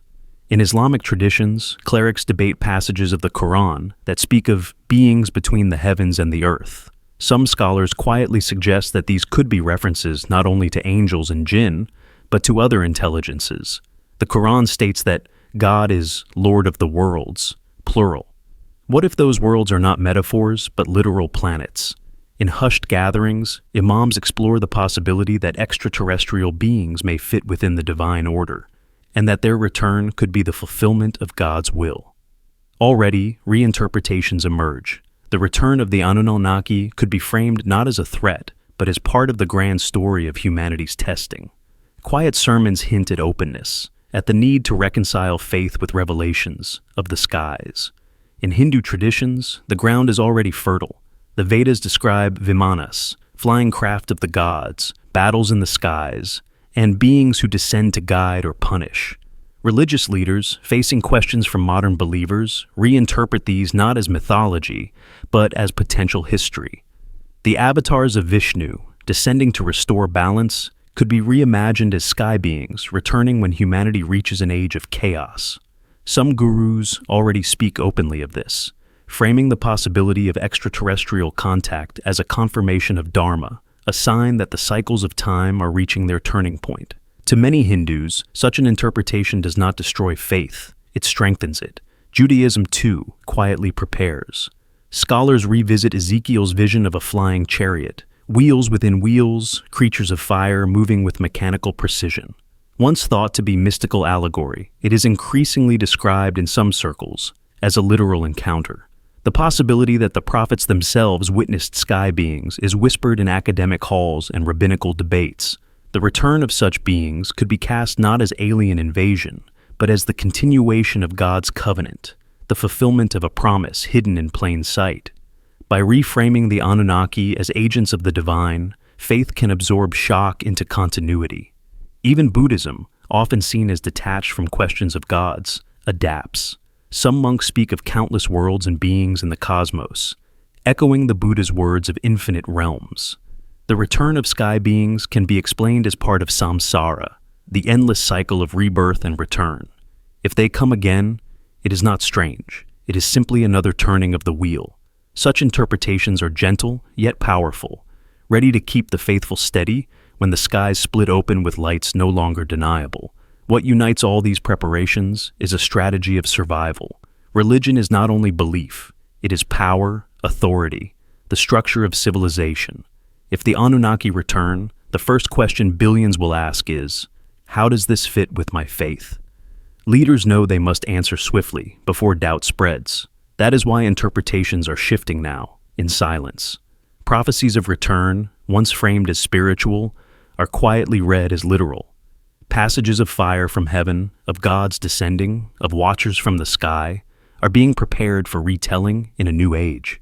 In the sermons of tomorrow, Ezekiel's chariot may be a spacecraft, the angels of Genesis may be visitors, and the battles of Mahabharata may be remembered as cosmic wars. There is another layer still: fear. For if the Anunnaki return, they may challenge not only politics, but theology itself. Who is God if the creators of humanity walk among us again? Religious leaders prepare answers. God remains the source, the higher reality beyond even the Anunnaki. The sky beings may be powerful, but they are not ultimate. They may be messengers, but not the creator. This distinction will be essential to preserve faith. Without it, the return could unravel centuries of devotion. And so, the groundwork is laid quietly, invisibly, to ensure that when the revelation comes, faith bends but does not break. Yet, the preparations are not uniform. Some leaders fear the return will expose deception, that scriptures were never divine, but records of encounters with beings mistaken for gods. If this view spreads, institutions could collapse. Thus, silence dominates. Publicly, few admit the possibility. Privately, the debates rage. Councils convene in secret, papers circulate with restricted access, whispers flow through corridors of power. Humanity's faiths prepare for the greatest shock in history, and they do so behind veils of silence. Consider Christianity in America, where megachurch pastors quietly adjust their language.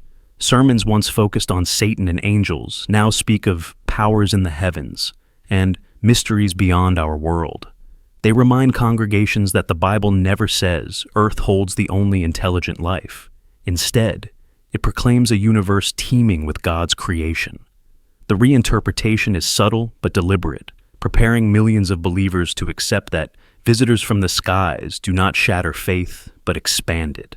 Already, prayer groups discuss whether Christ's redemption would extend to other beings. The question is framed not as a threat, but as an opportunity. If they return, perhaps they too await salvation. In Islam, scholars of Hadith debate verses describing beings of light and fire, guardians at the edges of heaven, creatures who traverse the stars at God's command. What once was mystical allegory is reframed as literal cosmology. The Quran's mention of 7 heavens becomes 7 layers of worlds, perhaps dimensions, perhaps planets. Some clerics whisper that the return of the Anunnaki may fulfill the prophecy of strange signs in the skies before the day of judgment. This interpretation transforms what could be chaos into continuity, allowing faith to remain steady even as the ground beneath it shifts. Judaism offers perhaps the most dramatic example. Within academic circles in Israel, some scholars now openly suggest that Ezekiel's vision of the Merkava, the fiery chariot of God, was a direct encounter with a flying craft. Religious leaders do not dismiss this outright. Instead, they explore ways to reconcile it. If prophets once met sky beings, then their return would not be alien intrusion, but a return to origins, another chapter in the covenant. Already, commentaries circulate that reinterpret angels as messengers who may not be supernatural at all, but flesh and blood beings serving divine purpose. Even smaller faiths are preparing. In Africa, traditional leaders blend ancestral myths with modern sightings. They speak of star ancestors, returning to watch whether humanity honors the old ways. In South America, shamans retell legends of sky gods who promised to come back when the earth was in turmoil. Now, in a time of climate crisis and cosmic exploration, these legends take on new resonance. Rituals are revived, chants repeated, not only to honor the past, but to prepare for a future when myth may walk the earth again. Tension also grows. Some leaders fear that reinterpretation itself will divide the faithful. Conservative voices warn that adjusting scripture to fit UFOs risks heresy, a dilution of sacred truth. Yet, progressive leaders insist it is necessary, for silence would leave believers unprepared. Already, interfaith dialogues quietly address the issue.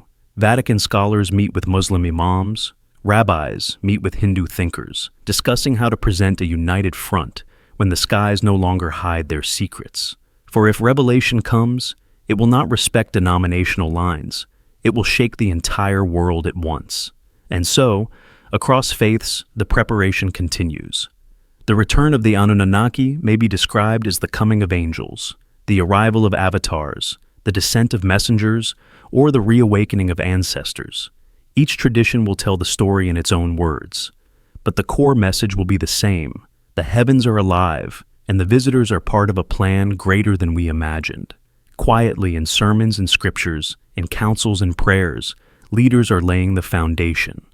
When the skies open, the faithful will be told, this is not the end of belief, it is the next chapter. And the gods we once knew are not gone. They are returning, and we are ready to understand them at last. In the modern age, the sky itself has become our witness. Satellites orbiting high above the Earth scan every desert, every ruin, every forgotten corner of Mesopotamia. Their cameras pierce the sands where the Sumerians once walked, recording changes invisible to human eyes on the ground. And yet, again and again, strange patterns emerge. Fresh excavations appear in satellite imagery, perfectly geometric cuts into the desert floor, trenches where none existed before, shapes too deliberate to be natural. For a moment they are visible, sparking curiosity among researchers. And then suddenly, they vanish. The next set of images shows them covered, sealed, erased, as though nothing had ever happened. What is being uncovered beneath the sands of Iraq? And why is it hidden again so quickly? Amateur researchers who pore over open-source satellite images have noticed this disturbing trend for years. They share screenshots of freshly disturbed Earth near sites like Ur, Eridu, and Babylon. Sometimes the shapes resemble rectangular pits, like the entrances to vast underground chambers. Other times they appear as grids, patterns of lines that look more like construction than archaeology. And then, weeks later, those same locations are blurred in official imagery or covered with crude camouflage, nets, tarps, or sand trucked in to erase the evidence. When questions are raised, governments dismiss them as routine construction, roadwork, or agricultural projects. But the locations tell a different story. These are not random stretches of desert. They are the heartland of the world's oldest civilizations. the very places where myths of the Anunnaki say gods once descended. Some of the most chilling examples come from 2003, during the early days of the Iraq War. Satellite analysts noticed massive excavation near ancient Babylon, areas suddenly ringed with heavy vehicles. Within months, the pits were sealed, covered, and restricted. Soldiers on the ground reported that massive crates were loaded onto aircraft and flown out under armed guard. What was taken, and where did it go? Officially, nothing. Unofficially, whispers speak of artifacts not of human design, fragments of alloys that resist corrosion, tablets inscribed with knowledge beyond their time, even sealed chambers whose contents remain classified. The pattern is the same today. Uncover, remove, seal, deny. Newer cases only deepen the mystery. In 2018, satellite images of southern Iraq showed a set of trenches near the ruins of Lagash. The images circulated briefly among archaeology forums before disappearing. When the same area was checked later, the site had been smoothed over, erased by fresh sand. In 2020, analysts spotted geometric cuts near the ziggurat of Ur, like stairways plunging into the earth. Again, within weeks, the area was closed off. The cuts filled in, access denied. Each time, the cycle repeats: reveal, erase, silence. As though someone is racing against time, retrieving something buried before the public can notice. Why the urgency? If these are ordinary excavations, why hide them? The secrecy suggests discoveries of extraordinary significance, objects or structures that could rewrite history. Some speculate that buried beneath Mesopotamia lie vast vaults constructed by the Anunnaki, storage chambers of technology, archives of knowledge, even resting places for the beings themselves. The sudden excavations could be governments uncovering these vaults. The rapid sealing could be attempts to keep humanity from seeing what has been found. If true, the satellites are catching glimpses not of archaeology, but of recovery operations. Even more curious are the patterns of blurring in publicly available satellite services. Researchers have documented specific squares of desert, often near ancient ruins, blurred into pixelated voids. In some cases, the blurring is so obvious it raises more suspicion than it hides. Why censor barren desert unless something lies beneath it? Why hide the very landscapes that gave birth to civilization? The answer may be simple: because the past buried there is not safe for public eyes. Because what lies beneath the sands is not human. Whistleblowers add fragments of confirmation. Contractors who claim to have worked on sealed excavations describe finding stone chambers deeper than expected, walls lined with inscriptions that glowed faintly under lights. Others speak of metallic fragments unearthed, resistant to modern tools, as though crafted from an alloy unknown to science. One even claimed that a chamber beneath Eridu emitted a low hum, a vibration felt through the bones, before the site was sealed again and declared restricted. These testimonies are scattered, unverifiable, but they align eerily with the satellite evidence. Excavations opened, something found, site sealed. The cycle recalls ancient warnings. The Sumerians wrote of sleeping chambers, where the gods would rest until the appointed time. Babylonian texts describe treasures hidden in the deep, sealed away until the heavens aligned. Could the sudden excavations be unsealing these chambers? Could the rapid reburial be attempts to prevent awakening? If so, then the satellites have captured not just archaeology, but prophecy unfolding, the slow stirring of powers buried for millennia. The psychological impact on those who notice is profound. To the untrained eye, the images are nothing but shapes in the sand. But to those who study them, they are evidence of a quiet war over the past. A war to control knowledge, to decide whether humanity learns the truth of its origins or remains in ignorance. The satellites do not lie. They show that something is being unearthed and concealed. The question is not whether it is happening, but what is at stake. The pattern is not confined to Iraq alone. In Syria, satellite analysts noticed fresh excavation marks near ancient Mari, one of the great Mesopotamian cities. The trenches appeared overnight, their edges sharp, suggesting heavy machinery. Yet, within days, the area was covered again, leveled so thoroughly it looked untouched. In Turkey, near Göbekli Tepe, researchers noticed similar disturbances. Geometric shapes carved briefly into the earth, then filled again. Official reports called them construction mistakes, but the precision of the shapes suggested otherwise. Wherever ancient sites lie, the same story repeats. Dig, uncover, erase. Modern technology allows independent observers to track these changes with precision. Online archives store older satellite images, making it possible to compare month by month, year by year. Amateur researchers document patterns that official archaeologists rarely discuss. A hill smoothed one year, disturbed the next, sealed the year after. Sometimes the disturbance lines up exactly with ancient ruins mapped decades earlier. Other times, the shapes themselves suggest buried structures, triangles, rectangles, spirals too symmetrical to be chance. To ignore them requires willful blindness. To acknowledge them requires admitting that something more than archaeology is taking place beneath the sands. There are even stranger anomalies. In some cases, freshly opened excavations appear to glow faintly at night in infrared images, as though emitting heat. This has led to speculation that the chambers beneath are not dormant ruins, but still active structures, machines of stone and metal humming after thousands of years. In one chilling example, analysts studying infrared scans near claimed that a sealed site continued to pulse faintly for weeks after it was covered. What could generate such energy beneath tons of sand? What was reawakened, however briefly, before being buried again? Governments dismiss these claims as conspiracy. They insist that sealed excavations are for preservation, that disturbed sites must be protected from looting. Yet the speed with which the excavations are erased suggests urgency, not preservation. Archaeological digs usually take months, even years. These sites appear, vanish, and are sealed within weeks. That is not archaeology. That is retrieval. Something is being taken from the earth, and then the earth itself is used to hide the evidence. The implications ripple outward.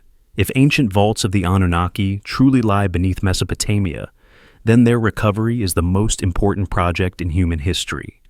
Whoever controls what lies inside controls the future.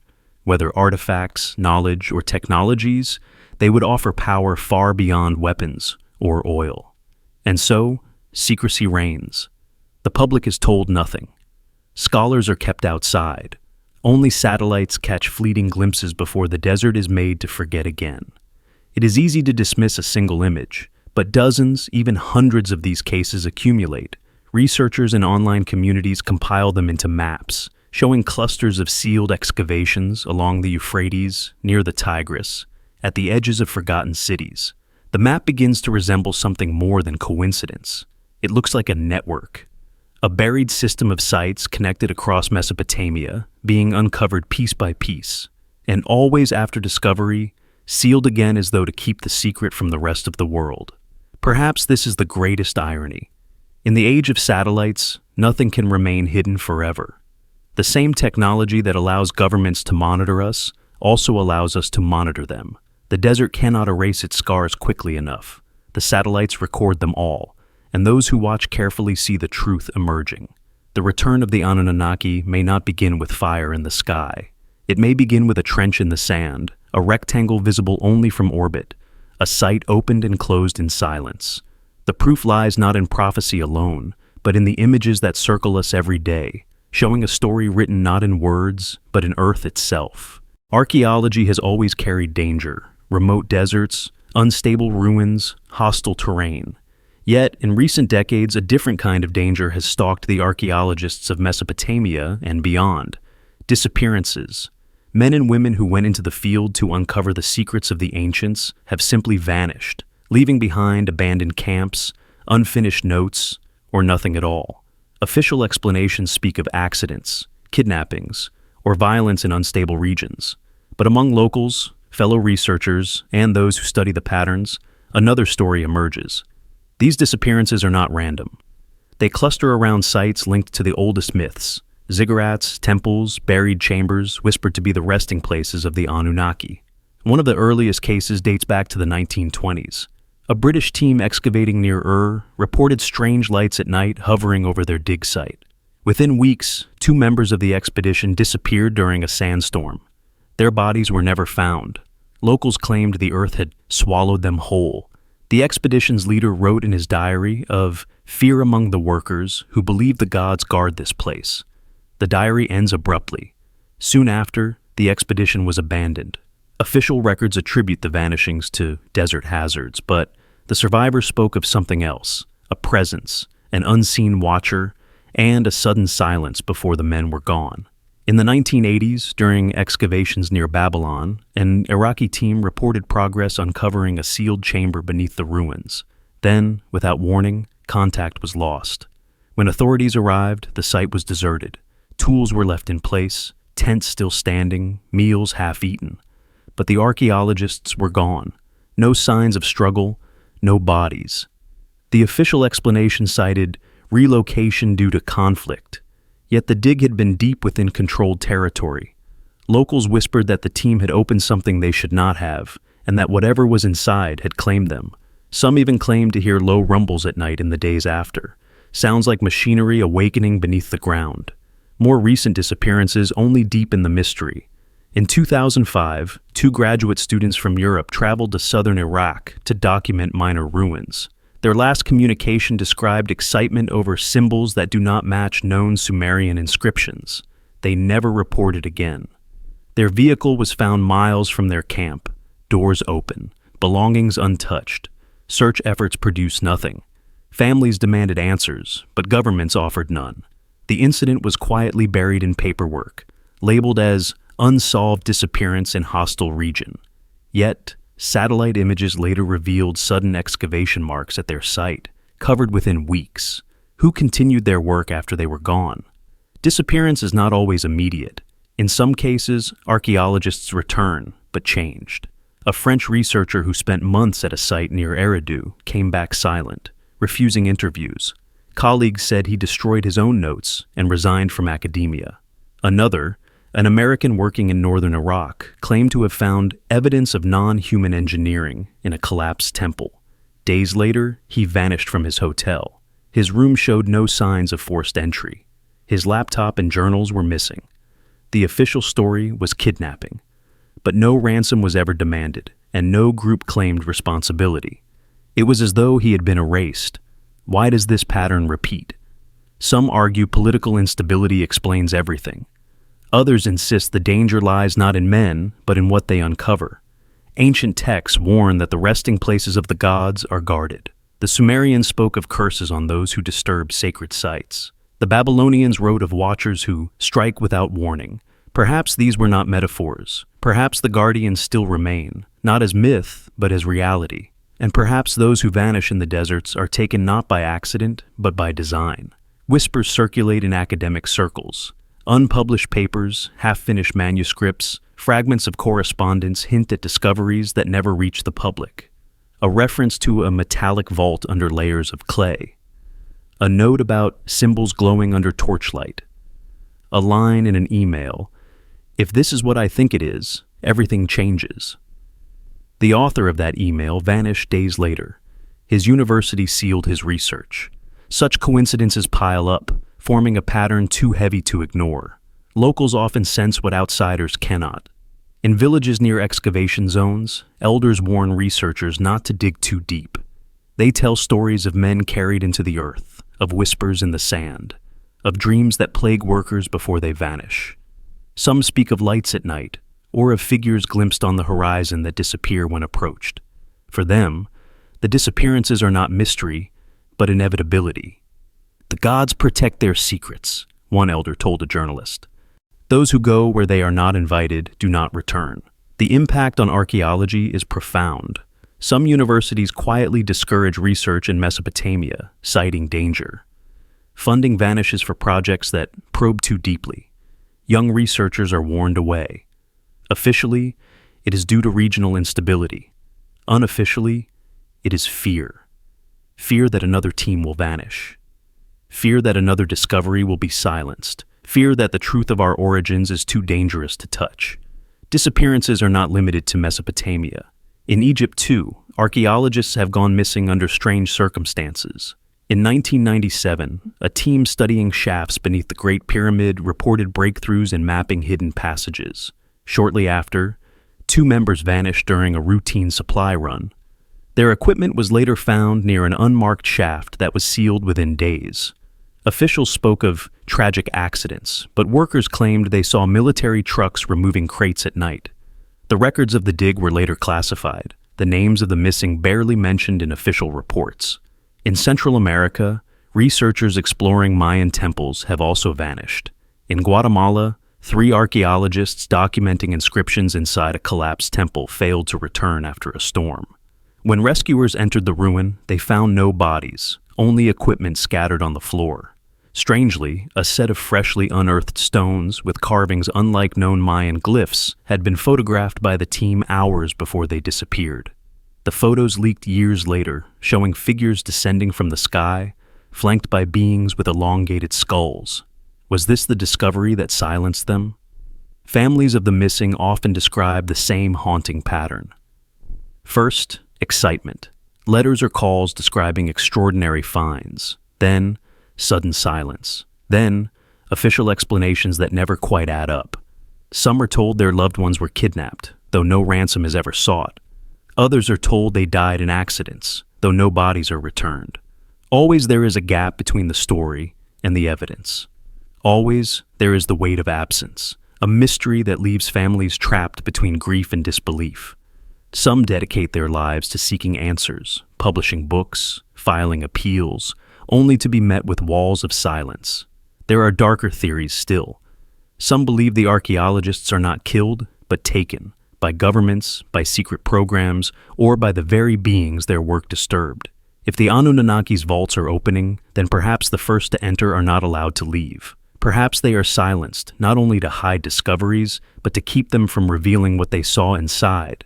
If so, then somewhere, hidden from the public, the missing archaeologists may still exist, held as witnesses or perhaps as tools by forces far beyond their control.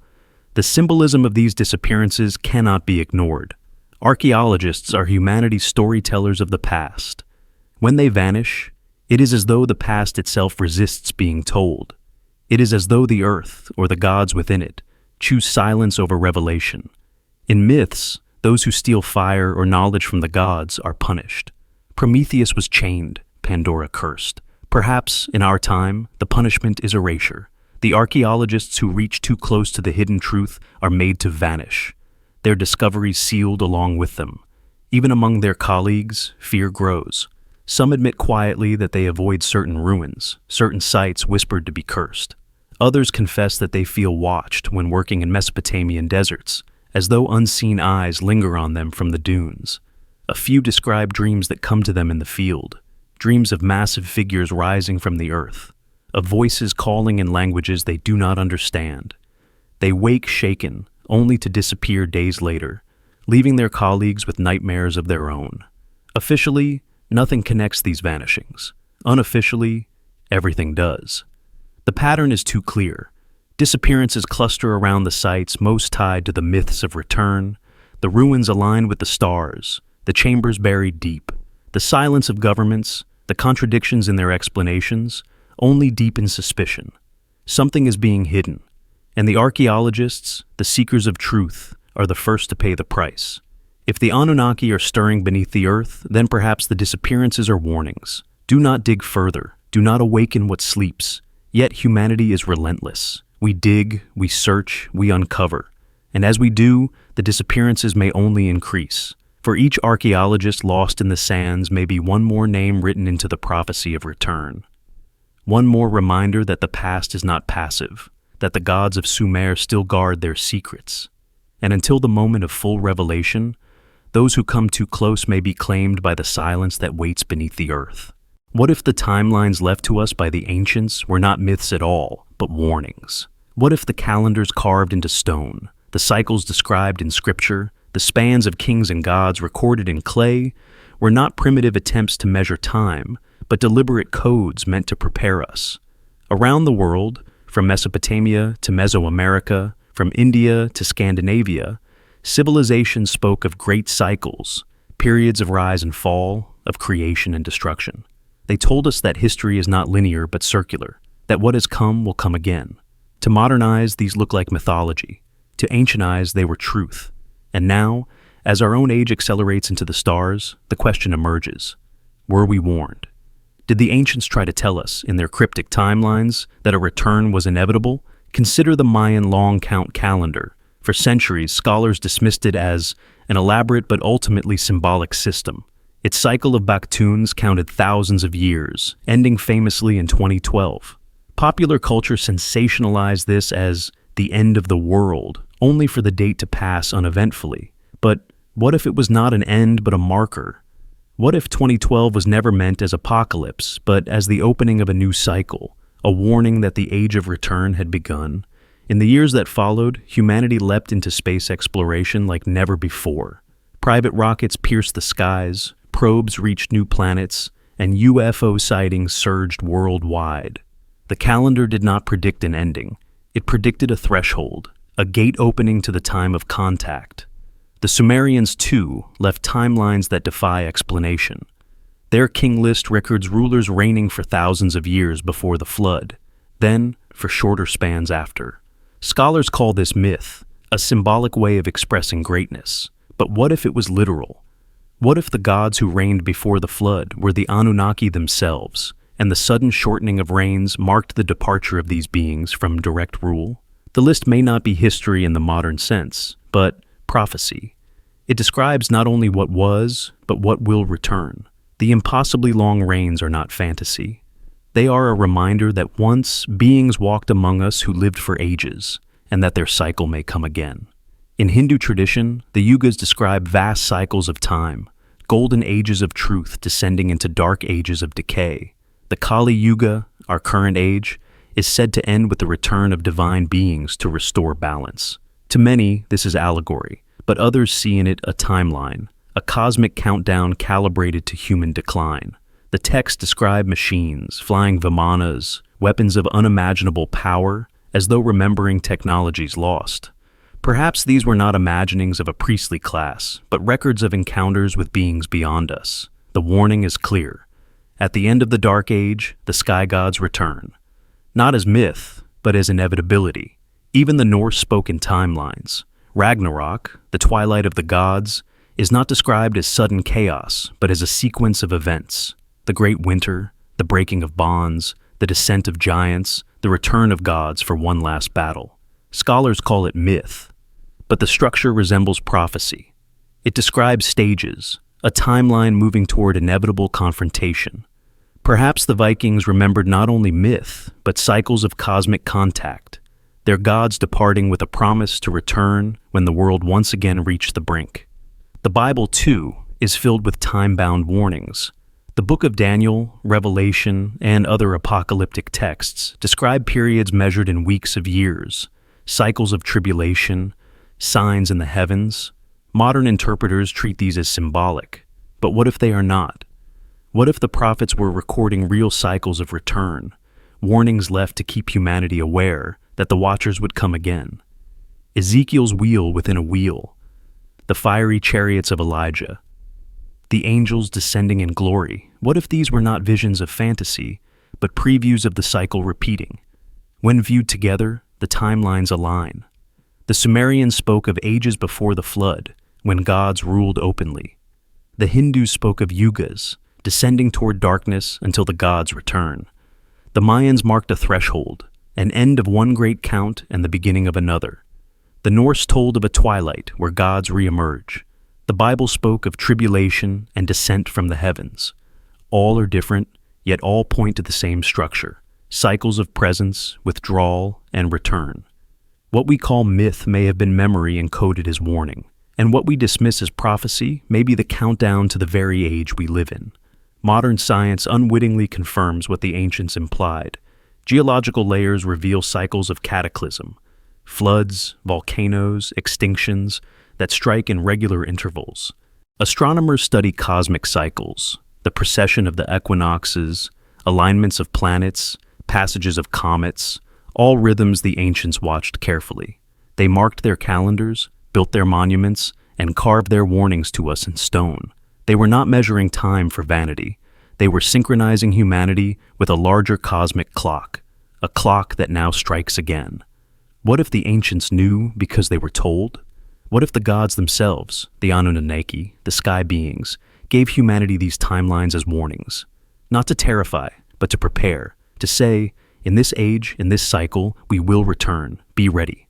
And what if those warnings have been misunderstood for thousands of years as myth, when in fact, they were the most literal truth our ancestors left us? The implications are staggering. If the timelines are warnings, then we are not entering an age of uncertainty. We are entering the very moment they prepared us for. The ancients told us the cycle would close, that the heavens would open, that gods would walk among men again. Perhaps we dismissed their warnings because we could not imagine them. But today, with rockets in the sky, with satellites recording strange craft, with excavations sealed and archaeologists vanishing, the context has changed. The warnings make sense now. They were not speaking to their own time. They were speaking to ours. Other cultures add to the chorus. The Dogon people of Mali spoke of beings from the star Sirius who descended long ago, teaching astronomy beyond their means. They said the Nomo would return when the cycle of the star completed. For centuries, no one believed them. Then telescopes revealed Sirius has a hidden companion star, Sirius B, exactly as the Dogon described. Was their timeline not myth, but astronomical countdown? A warning that when the heavens shifted, so too would the Watchers return? In China, the Mandate of Heaven described dynasties rising and falling in predictable cycles, marked by celestial signs, comets, eclipses, stars out of place. Historians call this superstition, but the Chinese treated it as cosmic law. Perhaps they remembered encounters with sky beings who set the rhythm of power, ensuring that when the heavens shifted, earthly authority must shift too. Their timelines were warnings. Ignore the cycles, and chaos would follow. The Hopi of North America tell of worlds destroyed and renewed in sequence. They say we live in the fourth world, soon to end when the blue star Kachina appears in the sky. To some, this sounds like myth. To others, it sounds like a comet, a star, or even an artificial object returning in orbit. Their prophecy warns of purification, of the old giving way to the new. Again, a timeline not of fantasy, but of cycle, a countdown toward transformation. When all these traditions are placed side by side, their unity becomes impossible to ignore. Different peoples, different ages, different continents, yet all describe cycles of time, warnings of return, ages ending with the reappearance of sky beings. This cannot be coincidence. It is as if the entire human race was seeded with memory, each culture given fragments of the same message. Watch the sky, measure the ages, and be ready when the cycle closes. What is most unsettling is how these cycles align with our present moment. The Mayan calendar reset in 2012. The Hindu Kali Yuga is said to end within centuries, perhaps sooner. The Hopi speak of signs in the sky already unfolding. The Sumerian prophecies spoke of return when man reached the stars, a threshold we have already crossed. The Norse described towers touching the sky, bridges breaking, imagery that fits eerily with our skyscrapers and collapsing climate. Every timeline, every warning seems to converge now. The ancients may have been pointing to this very century, this very age, as the moment of return. If that is true, then the myths are not myth at all. They are survival guides. They were left behind by those who knew they would go and come again. They encoded their warnings in stone and story, hoping we would not forget. Yet we did. We dismissed them as fantasy, even as the signs multiplied around us. And now, as the cycle closes, we find ourselves unprepared, standing at the threshold with no choice but to face what comes. Imagine what it means if every prophecy of return is true. The Anunnaki of Sumer, the gods of India, the lords of Maya, the beings of Sirius, the watchers of the Bible, all not separate, but the same presence remembered differently by different peoples. Their timelines scattered across the world like pieces of a puzzle we were meant to assemble. And when we do, the picture is clear. They promise to return, and the countdown is complete. The final question is not whether they will come, but how humanity will respond. Will we see them as saviors or masters? Will we cling to the idea that they are myths, even when their craft darkens our skies? Or will we accept that the ancients tried to warn us, that their calendars and cycles were not primitive but precise? The age of myth was always the age of memory, and memory, like time, repeats. If the ancient timelines are warnings, then this moment is not chance. It is destiny. The cycles have closed, the prophecies align, the skies are alive again. And perhaps the greatest revelation is this: we were never alone, we were never abandoned, and the gods we called myth were only waiting for us to read the clocks they left behind. Now, at last, we understand. The warnings were real. The return is here. For decades, governments around the world denied the existence of unidentified craft in our skies. Reports of strange objects were dismissed as weather balloons, optical illusions, or the imaginations of unreliable witnesses. Yet now, suddenly, the tone has changed. Military pilots speak openly of encounters with objects that defy physics. Declassified footage shows disks darting across the ocean at impossible speeds. Parliaments and Congresses hold hearings, asking questions once considered laughable. The words have changed too, no longer UFO, but UAP, unidentified aerial phenomena. What was once fringe is now official. The shift is deliberate. It feels like preparation. But preparation for what? What if global powers are not merely investigating the skies, but quietly preparing for disclosure? The acknowledgement that the beings the ancients called gods, the Sumerians called Anunnaki, are real and returning. Consider the sudden flood of documents. In the United States, thousands of pages once sealed in vaults are now declassified, describing encounters, crashes, even retrievals. Officials insist they reveal nothing conclusive, but the details are striking. Craft accelerating beyond known technology, materials resistant to explanation, radiation, and interference consistent with legends of chariots of fire. In the United Kingdom, the Ministry of Defense released files admitting decades of UFO investigations. France, Brazil, and Chile have done the same. The global pattern is clear. Secrecy is shifting to controlled release. Not an explosion of truth, but a drip of information, shaping public consciousness step by step. Like guiding a child into a dark room, governments are adjusting our eyes to the inevitable. Why now? Some say it is coincidence. Others see coordination. In 2019, the U.S. established a Space Force, a new branch of military built not for symbolic defense, but for something more. Officially, it protects satellites and space assets. Unofficially, it resembles preparation for encounters far beyond rival nations. Russia and China, too, accelerate space programs with military undertones. Hidden beneath talk of security is another agenda: readiness for contact. The world's powers are not racing only against each other. They are racing against the return. Mainstream media, once allergic to the subject, now amplifies it. Stories of pilots chasing craft appear on front pages.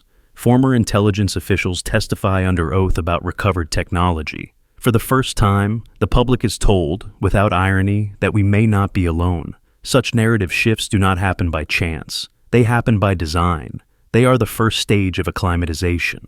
If disclosure is coming, panic must be prevented. Religion, markets, governments, all would quake under sudden revelation. And so, the drip continues. A headline here, a documentary there, whispers of biological material not of this world. The extraordinary becomes ordinary, until one day it is announced not as shock, but as confirmation. Yet disclosure is not simply about acknowledging unknown craft. It is about timing. The ancients warned of cycles, returns, ages when gods would descend again. If those cycles converge now, then disclosure is not optional. It is inevitable. The question for global powers is not whether to tell us, but how and when. If the Anunnaki are already here, circling pyramids, scanning ziggurats, stirring beneath the sands, then governments are already aware. Their actions, sealing excavations, locking down regions, silencing archaeologists, are part of containment. Disclosure will come only when control is secured, when the narrative can be shaped to serve those in power. This may explain the construction of underground bunkers and continuity of government facilities worldwide. Officially, they are for nuclear war or disaster. Unofficially, they resemble shelters from something not of this earth. Hidden beneath mountains, deep in deserts, beneath capital cities, these facilities expand quietly. Are they preparing to protect leaders from human enemies, or from the return of powers humanity cannot resist? If the latter, then disclosure is not a gift. It is a weapon. Information deployed only when governments believe they can control its impact. there are whispers of treaties. Former officials have claimed that agreements were made decades ago between governments and non-human intelligences, exchanges of technology for silence. If true, then disclosure has already happened at the highest levels. The public is the last to know. The slow release of information now would not be revelation, but catch-up, preparing the masses for a reality leaders have known for generations. If the Anunnaki are returning, perhaps they have demanded that humanity be told. Perhaps disclosure is not voluntary at all, but imposed from above. The psychological preparation is visible everywhere. Films, series, and books increasingly depict ancient aliens, gods returning, humanity confronting beings beyond comprehension. What was once science fiction has become cultural ritual, softening resistance, planting ideas. Even religious leaders, as we have seen, are preparing reinterpretations to keep faith intact. This is not coincidence, it is coordination. Global powers know that revelation without preparation would fracture the world. So they prepare us with stories until the story becomes real. But disclosure carries danger. Who controls the narrative controls the future. If the Anunnaki return, will they be presented as saviors, allies, or threats? Will governments portray them as partners in progress or as enemies to justify control and militarization? The truth may be twisted long before it reaches us. What we are told may not be what is. Disclosure may reveal not reality, but strategy, truth filtered through the lens of power. The beings who return may not be introduced as gods or as rulers, but as phenomena, as anomalies, as mysteries under study. The labels may shift, but the reality will not. They are here, and global powers are already shaping the script. The clearest example of preparation came in 2021, when the United States Office of the Director of National Intelligence released a report admitting that over 100 encounters with UAPs could not be explained by any known human technology. Though vague, the significance was unprecedented. For the first time, the government did not dismiss or ridicule, but acknowledged. And it came not from fringe sources, but from the highest offices. Other nations followed, holding conferences, calling for investigations. Even the United Nations was urged to consider the matter. What had been denied for 70 years was suddenly treated as fact. This was not disclosure, but it was its shadow, a rehearsal for something larger. Look closer at the language. Officials no longer speak of extraterrestrials. They say non-human intelligences, a phrase broad enough to cover many possibilities. The ambiguity is strategic. It prepares the public for shock without forcing certainty. If the Anunnaki return, governments can say they were honest all along, that the signs were in plain view. The slow redefinition of language is itself disclosure, layer by layer, softening resistance, shaping acceptance. International cooperation is another sign. Space agencies that once competed now share data. Telescopes across continents work together, supposedly to map stars and search for life. Yet, some suspect the real purpose is not to search, but to monitor, watching the skies for the return. Or even rival nations mirror each other's policies on UAPs, as though bound by an agreement larger than politics. Could it be that disclosure is not a national decision, but a global one? If so, then the world's powers are united not by choice, but by necessity. And there is the possibility of staged disclosure. Some theorists warn that governments may present a crafted version of contact, a performance blending truth and manipulation. They may reveal fragments, artifacts, signals, admissions, while concealing the full scale. They may even frame the Anunnaki not as ancient rulers returning, but as distant explorers arriving for the first time. In this way, history itself would be rewritten, truth buried beneath narrative. Disclosure, then, becomes not revelation, but deception, control disguised as honesty. Yet, even the act of hiding reveals preparation. Massive increases in classified budgets, secret aerospace projects, sudden advances in technology. These hint at reverse engineering of what has already been found. Whistleblowers speak of underground hangars housing craft, not of human origin. They speak of recovered materials, analyzed and tested, guarded with the weight of nations. If true, then disclosure is already here, only stratified. At the top, the truth is known. At the bottom, the public is fed fragments. The space between grows smaller every year. Why then does disclosure remain partial? The answer may be fear. Leaders know that the moment truth is revealed, their power may collapse.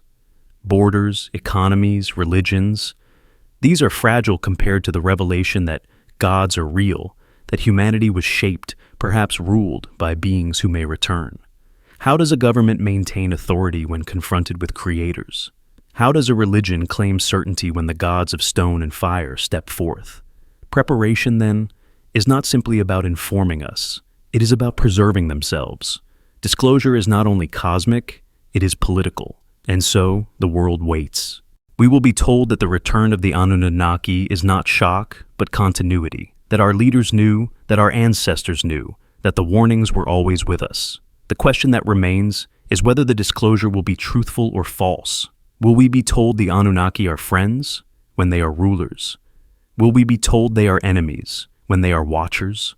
Will we be shown only what serves the powerful, while the deeper truth is hidden? The danger of disclosure is not its absence, but its manipulation. The gods may return, but the story of their return may be scripted by men. And yet, despite secrecy, the signs multiply. More pilots speak. More documents surface. More officials hint at knowledge they cannot reveal. The curtain grows thin. Something presses against it from the other side. The world is being prepared, whether by design or inevitability, for a truth that cannot be contained forever. If global powers are preparing for disclosure, then every headline, every declassified file, every quiet admissions is part of the script. The question is not whether we will be told, but how much of the truth we will receive. Perhaps disclosure will not come as announcement, but as inevitability, the skies filled, the monuments reawakened, the watchers revealed. And when that day arrives, we will remember that the preparation was all around us, written in silence, hidden in plain sight. Disclosure is not coming. Disclosure is already underway. If the Anunnaki returned today, would we even recognize them? We imagine gods descending in fire and brilliance, towering figures carved in stone, beings unmistakably divine. Yet what if their arrival was subtle, hidden, cloaked not only in technology, but in perception itself? For thousands of years, humanity has described encounters with beings from the sky. Sometimes they appeared human, with wings or shining faces. Sometimes they appeared monstrous, with scales, helmets, or masks. Sometimes they appeared as light, formless yet overwhelming. What if these were not contradictions, but glimpses of a reality too complex for us to understand? What if the Anunnaki have already returned, and we simply do not recognize them? Consider the ancient depictions. Sumerian reliefs show figures with human bodies but impossible stature, wearing strange headdresses, holding objects that resemble modern devices. Egyptian gods were drawn with animal heads, their eyes wide, their posture rigid, their forms unnerving. Mayan carvings show beings inside machines, surrounded by flame and smoke. Were these artistic exaggerations, or attempts to capture something that could not be described in human terms? If the Anunnaki stand before us again, will they look like men, or like the strange hybrids carved into stone? Will we recognize them as beings, or dismiss them as myth come alive? There is another possibility, that recognition will be impossible not because they are strange, but because they look like us. Many ancient texts describe the gods walking among men, indistinguishable except for their power. Perhaps the Anunnaki engineered humanity in their image, ensuring that when they returned, they could blend seamlessly. They might sit beside us on a train, walk past us on the street, hold positions of influence in our governments and corporations. We would not know. We would look into their eyes and see only human. But behind the eyes might be something older, something vast, something that remembers building the ziggurats we call ruins. If they already walk among us, then recognition is not only unlikely, it is impossible. Technology deepens the riddle. We assume arrival would be a spectacle, craft blazing through the sky, lights filling the horizon. But advanced technology may make their presence invisible. Cloaking, manipulation of perception, even direct influence of the human mind could mask their form. They might appear as angels to the faithful, as light to the mystic, as simple men to the skeptic. Each person might see only what their mind can endure. In this way, recognition becomes subjective, The same being could appear as 10 different forms to 10 different witnesses, none of them false, all of them fragments of a reality beyond human senses. Even biology may betray us. What if the Anunnaki are not flesh and blood as we know it? What if their bodies are machines, vessels, avatars projected from elsewhere? Some ancient texts describe them as shimmering, their skin glowing like bronze, their eyes like fire. Others describe them as immense, their height unnatural, their presence overwhelming. Modern witnesses of UFO encounters often speak of beings tall and luminous, or small and insect-like, or entirely formless, appearing only as pressure or sound. Perhaps all of these are true. Perhaps the Anunnaki are not one form but many, able to alter themselves, or to choose how they are perceived. Recognition then becomes a trap. We may never see their true form at all. There is also the question of time. If the Anunnaki live for thousands of years, their evolution may have carried them far beyond the forms recorded in ancient stone. Would we recognize them after millennia? The gods of the Sumerians may not look like the gods of today. Their bodies may have changed, their technology merged with their flesh, their essence carried not in blood, but in energy or code. What arrives may not be a figure of stone and feathered headdress, but a being of light, or a consciousness that inhabits machines, or even the fabric of space itself. Recognition in such a case is futile. We would be staring at gods without even knowing they were there. Yet, there is a darker possibility, that we would recognize them but refuse to admit it. If beings descended from the sky tomorrow, brilliant and terrible, governments might call them drones or natural phenomena. Media might portray them as experimental craft. Scientists might reduce them to anomalies. Even as they stood before us, we would deny them because to admit them would shatter everything. Recognition is not simply seeing, it is believing. And humanity may not be ready to believe, even when belief stares back. Perhaps this is the cruelest irony, that the Anunnaki could stand before us, and we would not recognize them. Not because they are hidden, but because we are blind. Blind by choice, by fear, by the limits of our senses. The ancients warned us that the gods would return when mankind reached thee.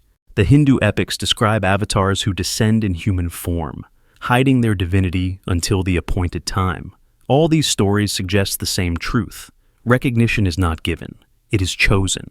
The divine may stand before us, but we may not see until it is too late. Modern encounters echo the pattern.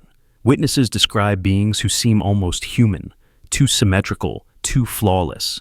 Their presence unnerving in ways that cannot be explained. Others speak of figures that flicker in and out of sight, as though reality itself rejects them. There are reports of encounters where the witness later doubts their own sanity, convinced they imagined it, only to find physical marks on their body or missing time unaccounted for. Recognition in such moments is fleeting, dissolving under pressure from the mind itself. Perhaps we are wired not to recognize them fully, to protect ourselves from truths we cannot process. There are also whispers of hybrids, stories of bloodlines carrying fragments of the divine, of dynasties claiming descent from gods, of rulers said to be chosen. What if these are not myths of vanity but veiled truths? What if the Anunnaki seeded humanity with themselves, creating generations who would resemble us but carry something more? In that case, recognition becomes even more impossible. They are not alien in form, but hidden in our very genealogy. They would be family, neighbors, leaders, and we would never know until the moment of revelation. Psychologists warn of another blindness, expectation. We imagine what aliens or gods must look like, and anything outside that image we dismiss. If we expect wings, we will miss light. If we expect giants, we will miss shadows. If we expect machines, we will miss men. The Anunnaki may not need cloaking devices at all. They need only our own assumptions, our refusal to see what does not match the picture in our minds. Recognition, then, is not limited by them, but by us. Technology may deepen this blindness. In an age where images can be altered, where videos can be dismissed as fabrications, where official narratives overwrite lived experience, even a direct sighting may fail. A being could descend in broad daylight, and within hours officials would call it a drone, media would call it fake, and social networks would drown it in noise. Recognition is fragile in a world where truth itself is unstable, Perhaps the Anunnaki understand this. Perhaps they rely on it. They may not need to hide. We may hide them ourselves. And yet, perhaps recognition is not visual at all. Perhaps it is felt. Ancient accounts often describe awe, terror, or ecstasy in the presence of gods. The air heavy, time distorted, the mind overwhelmed. Perhaps this is how we recognize them, not by sight, but by the undeniable shift in reality they bring. If so, then recognition will not be a choice. It will be an experience, undeniable and absolute, leaving us changed forever. But until that moment, the question remains unanswered. Would we recognize them if they arrived? The answer may be no. They may walk among us as men. They may shimmer unseen at the edge of perception. They may speak to us in dreams, guide us in whispers, influence us through symbols, and we may dismiss it all as imagination. Until the day the cycle closes, and the myths we called stories rise again as truth. Recognition may not come gradually. It may come all at once, in a moment when denial collapses, when the world looks to the skies and sees what was always there. And in that moment, recognition will not save us. It will only reveal how blind we have been.